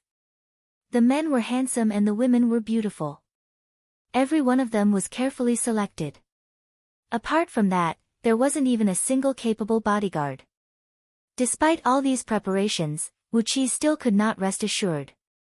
So, he simply produced the star shark, transformed it into 7 hair-thin starlight beams, and sent them into King Yang Qiu's 7 orifices, locking down his spiritual ocean. Specks of divine flame of order attached themselves to the starlight beams, entangling King Yang Qiu's soul. Yugu walked slowly into the secret chamber and waved his hand to dismiss all the maids. The stone door of the secret chamber was closed, and a beam of black light enveloped it. Yugu sat down beside the pool and asked in a low voice, "How are your injuries?" King Yang Qiu suddenly laughed self-deprecatingly. "Of course they are their trusted subordinates," he said, shaking his head and shaking his head. "Otherwise, how could they be the ones who ruined my father's plan?" Hee. Interesting. Why did the great celestial venerable send such a supreme figure to Pangu continent, but ignore the affairs of Myriad Immortal Alliance? What are they trying to do? King Yang Qiu let out a deep groan. All the medicinal strength of the newly added herbs was extracted by the water in the magical pool and sent directly into his body. The effect was much faster than taking the herbs himself and then refining them. All of the medicinal herbs were of the highest quality. They could either greatly strengthen one's vitality or nourish one's blood and qi. Every single one of them was priceless. In the eyes of cultivators, every single one of these medicinal herbs would make them fight for it with all their might. Chapter 628. Wu Qi's question was almost idiotic. King Yang Qiu glared angrily at Wu Qi, his eyes so bloodshot that they seemed to be dripping blood. He had taken a huge risk to kidnap her from Tong Tian Tower and brought her to this pitch-black cave filled with the stench of seawater. He had used countless vicious methods to imprison her movements. Even her soul had been bound with an unknown magic tool and a flame that emitted a terrifying aura. She didn't even have the strength to fight to the death. After spending so much effort, you actually ask me who I am? Wu Qi looked at King Yang Qiu with a serious face, then nodded and said with a smile, "Yes, who are you?"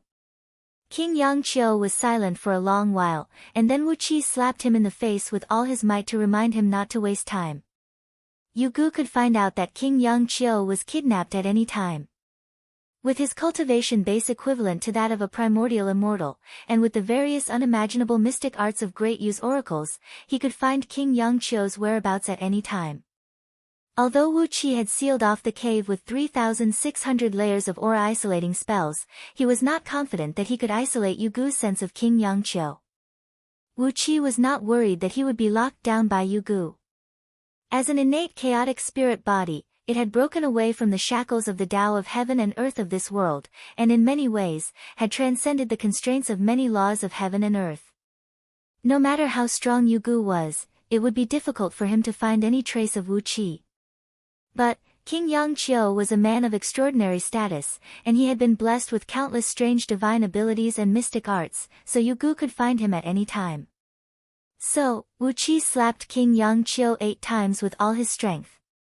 With his current strength, Wu Qi could shatter a small star with a single slap. The tremendous force of the slap slammed into King Yangqiu's face, producing a great deal of sparks. The loud sound of the collision rang like the ringing of a great bell, shaking the entire cave. King Yangqiu looked at Wu Qi mockingly and said in a low voice, "The cultivation base of the peak of the first Panga heaven? Such a cultivation base can only tickle me. This king is really curious. What method did you use to kidnap this king here? My cultivation base is at the peak of the 7 stars realm of the second Panga heaven. Not only did you manage to take me away right under Yu Gu's nose, but you also managed to immobilize me." Wu Qi was speechless. The strength of this fellow's fleshly body was strong enough to compete with an upper-tier gold immortal. There were not many immortals who practiced body cultivation, and the number of immortals who could cultivate to the golden immortal realm was as few as the stars in the sky. However, if one could cultivate his body to the golden immortal realm, he would almost be invulnerable to all evils. Even those stars in the void could easily bathe and play in the core of the stars. The strength of such a body was really despairingly strong. Although Wu Qi had subdued King Yangqiu, judging from the absolute gap between their cultivation bases, even if Wu Qi hacked at King Yangqiu with the Starshark blade, he would not be able to kill King Yangqiu. Although Wu Qi had also subdued King Yangqiu's soul, Wu Qi dared not to act recklessly. Wu Qi had seen all kinds of vicious means used by Deyu's oracles. Who knew if King Yangqiu's soul was bound with some vicious curse of mutual destruction? If Wu Qi really destroyed King Yangqiu's soul, perhaps his divine soul would disintegrate immediately. Looking angrily at the fearless King Yangqiu, Wu Qi's eyes darted back and forth, trying to come up with a way to deal with him. King Yangqiu twitched the corner of his mouth and said coolly, "You're not bad. It must be a very advanced escape art, right? You also have a secret medicine that can put me in a coma. Otherwise, I wouldn't have been brought here by you. You're a talent, and I'm short of talents like you. Acknowledge me as your master, and I'll guarantee you prosperity and wealth." Without saying a word, Wu Qi rose to his feet and began to untie his trousers. King Yangqiu's face flickered slightly, and he cried out in a deep voice, "What are you doing?" As he took off his trousers, Wu Qi sneered and said, Fine, I can't do anything to you. Your fleshly body is so strong that you're certainly not afraid of anything like torture. Hee, if I can't kill you, I'll give you a taste of my piss." King Yangqiu's face suddenly turned green. His eyes went wide as he stared at Wu Qi, who was slowly taking off his trousers, and his pupils constricted to the size of needle tips. In just a fraction of a second, King Yangqiu bellowed in a deep voice, "I'm King Yangqiu, the son of King Yangshan of Deyu." In the face of Wu Qi's almost shameless threat, King Yangqiu, who had been sheltered since he was a child and had never suffered any setbacks or tribulations, had no choice but to bow his head and admit defeat. He could tolerate being beaten up by Liu Bang in a head-on battle because he was not strong enough, and he still had a chance to get revenge on Liu Bang in the future. But, when Wu Qi peed on his head, King Yangqiu would rather die than suffer such humiliation and torment. His father was King Yangshan, one of the 18 noblest and most powerful kings of Deyu dynasty, and the half-brother of the current human emperor. King Yangqiu himself owned a fiefdom in the east of Yuxiong Plain, which was 100 times the size of Zhong province. He was also the general of the east in Liangzhu, commanding 1,000,000 imperial guards of Deyu dynasty, and a large private army with great fighting prowess. King Yangqiu had just turned 300 years old this year, and his lifespan was far longer than that of ordinary people on Pangu continent, who lived about 100 years on average. When he was 18 years old, he successfully fused with the soul of an adult Pu Lao, which gave him a tremendous soul power and inherited 70% of the beast's flesh and blood essence. Because of that, his cultivation base progressed by leaps and bounds, and in just over 200 years, he had reached the peak of the 7 stars realm of the second Panga heaven, strong enough to fight against a 4th-tier gold immortal. Threatened by Wu Qi's Pi, King Yangqiu told Wu Qi everything about himself, including his concubine, hundreds of concubines, and more than 100 children. Deeply humiliated by Wu Qi's Pi, King Yangqiu gnashed his teeth and told Wu Qi all these things, his body trembling with anger. Wu Qi slapped King Yangqiu in the face and said with a cold grin, "Why are you looking for trouble with Liu Bang, the king of Han?" King Yangqiu's eyes flickered. "I'm just venting my father's anger. When my father was working somewhere in the past, Liu Bang, the king of Han, and a group of his subordinates ruined my father's plan, and the situation was reversed. Since he dares to come to Deyu as an emissary, why can't I look for trouble with him?" As soon as he heard King Yangqiu's words, Wu Qi was immediately sure that the mysterious black-clothed man who had controlled Yan Dan and others on earth was King Yangqiu's father, King Yangshan.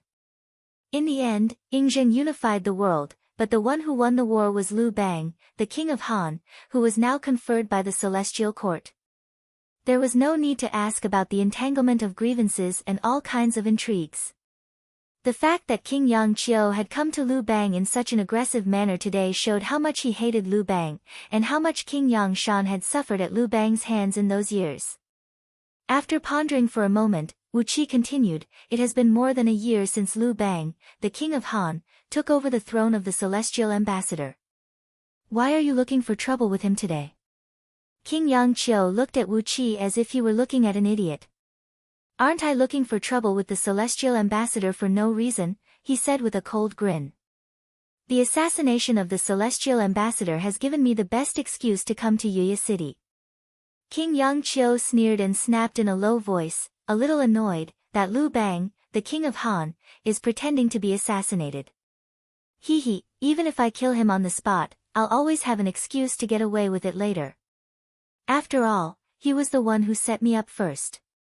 I can always say that he is from Myriad Immortal Alliance, and even if I kill him on the spot, I'll still have something to say. But I can't believe that Liu Bang, the king of Han, has such a cultivation base. How hateful." Wu Qi nodded slowly. So, this was the reason why King Yangqiu had come to Liu Bang. It was a pity that he was beaten up before he could teach Liu Bang a lesson. Then, the edict of the celestial court and the human emperor suddenly came down, and King Yangqiu could do nothing but sigh helplessly, unable to do anything to Liu Bang.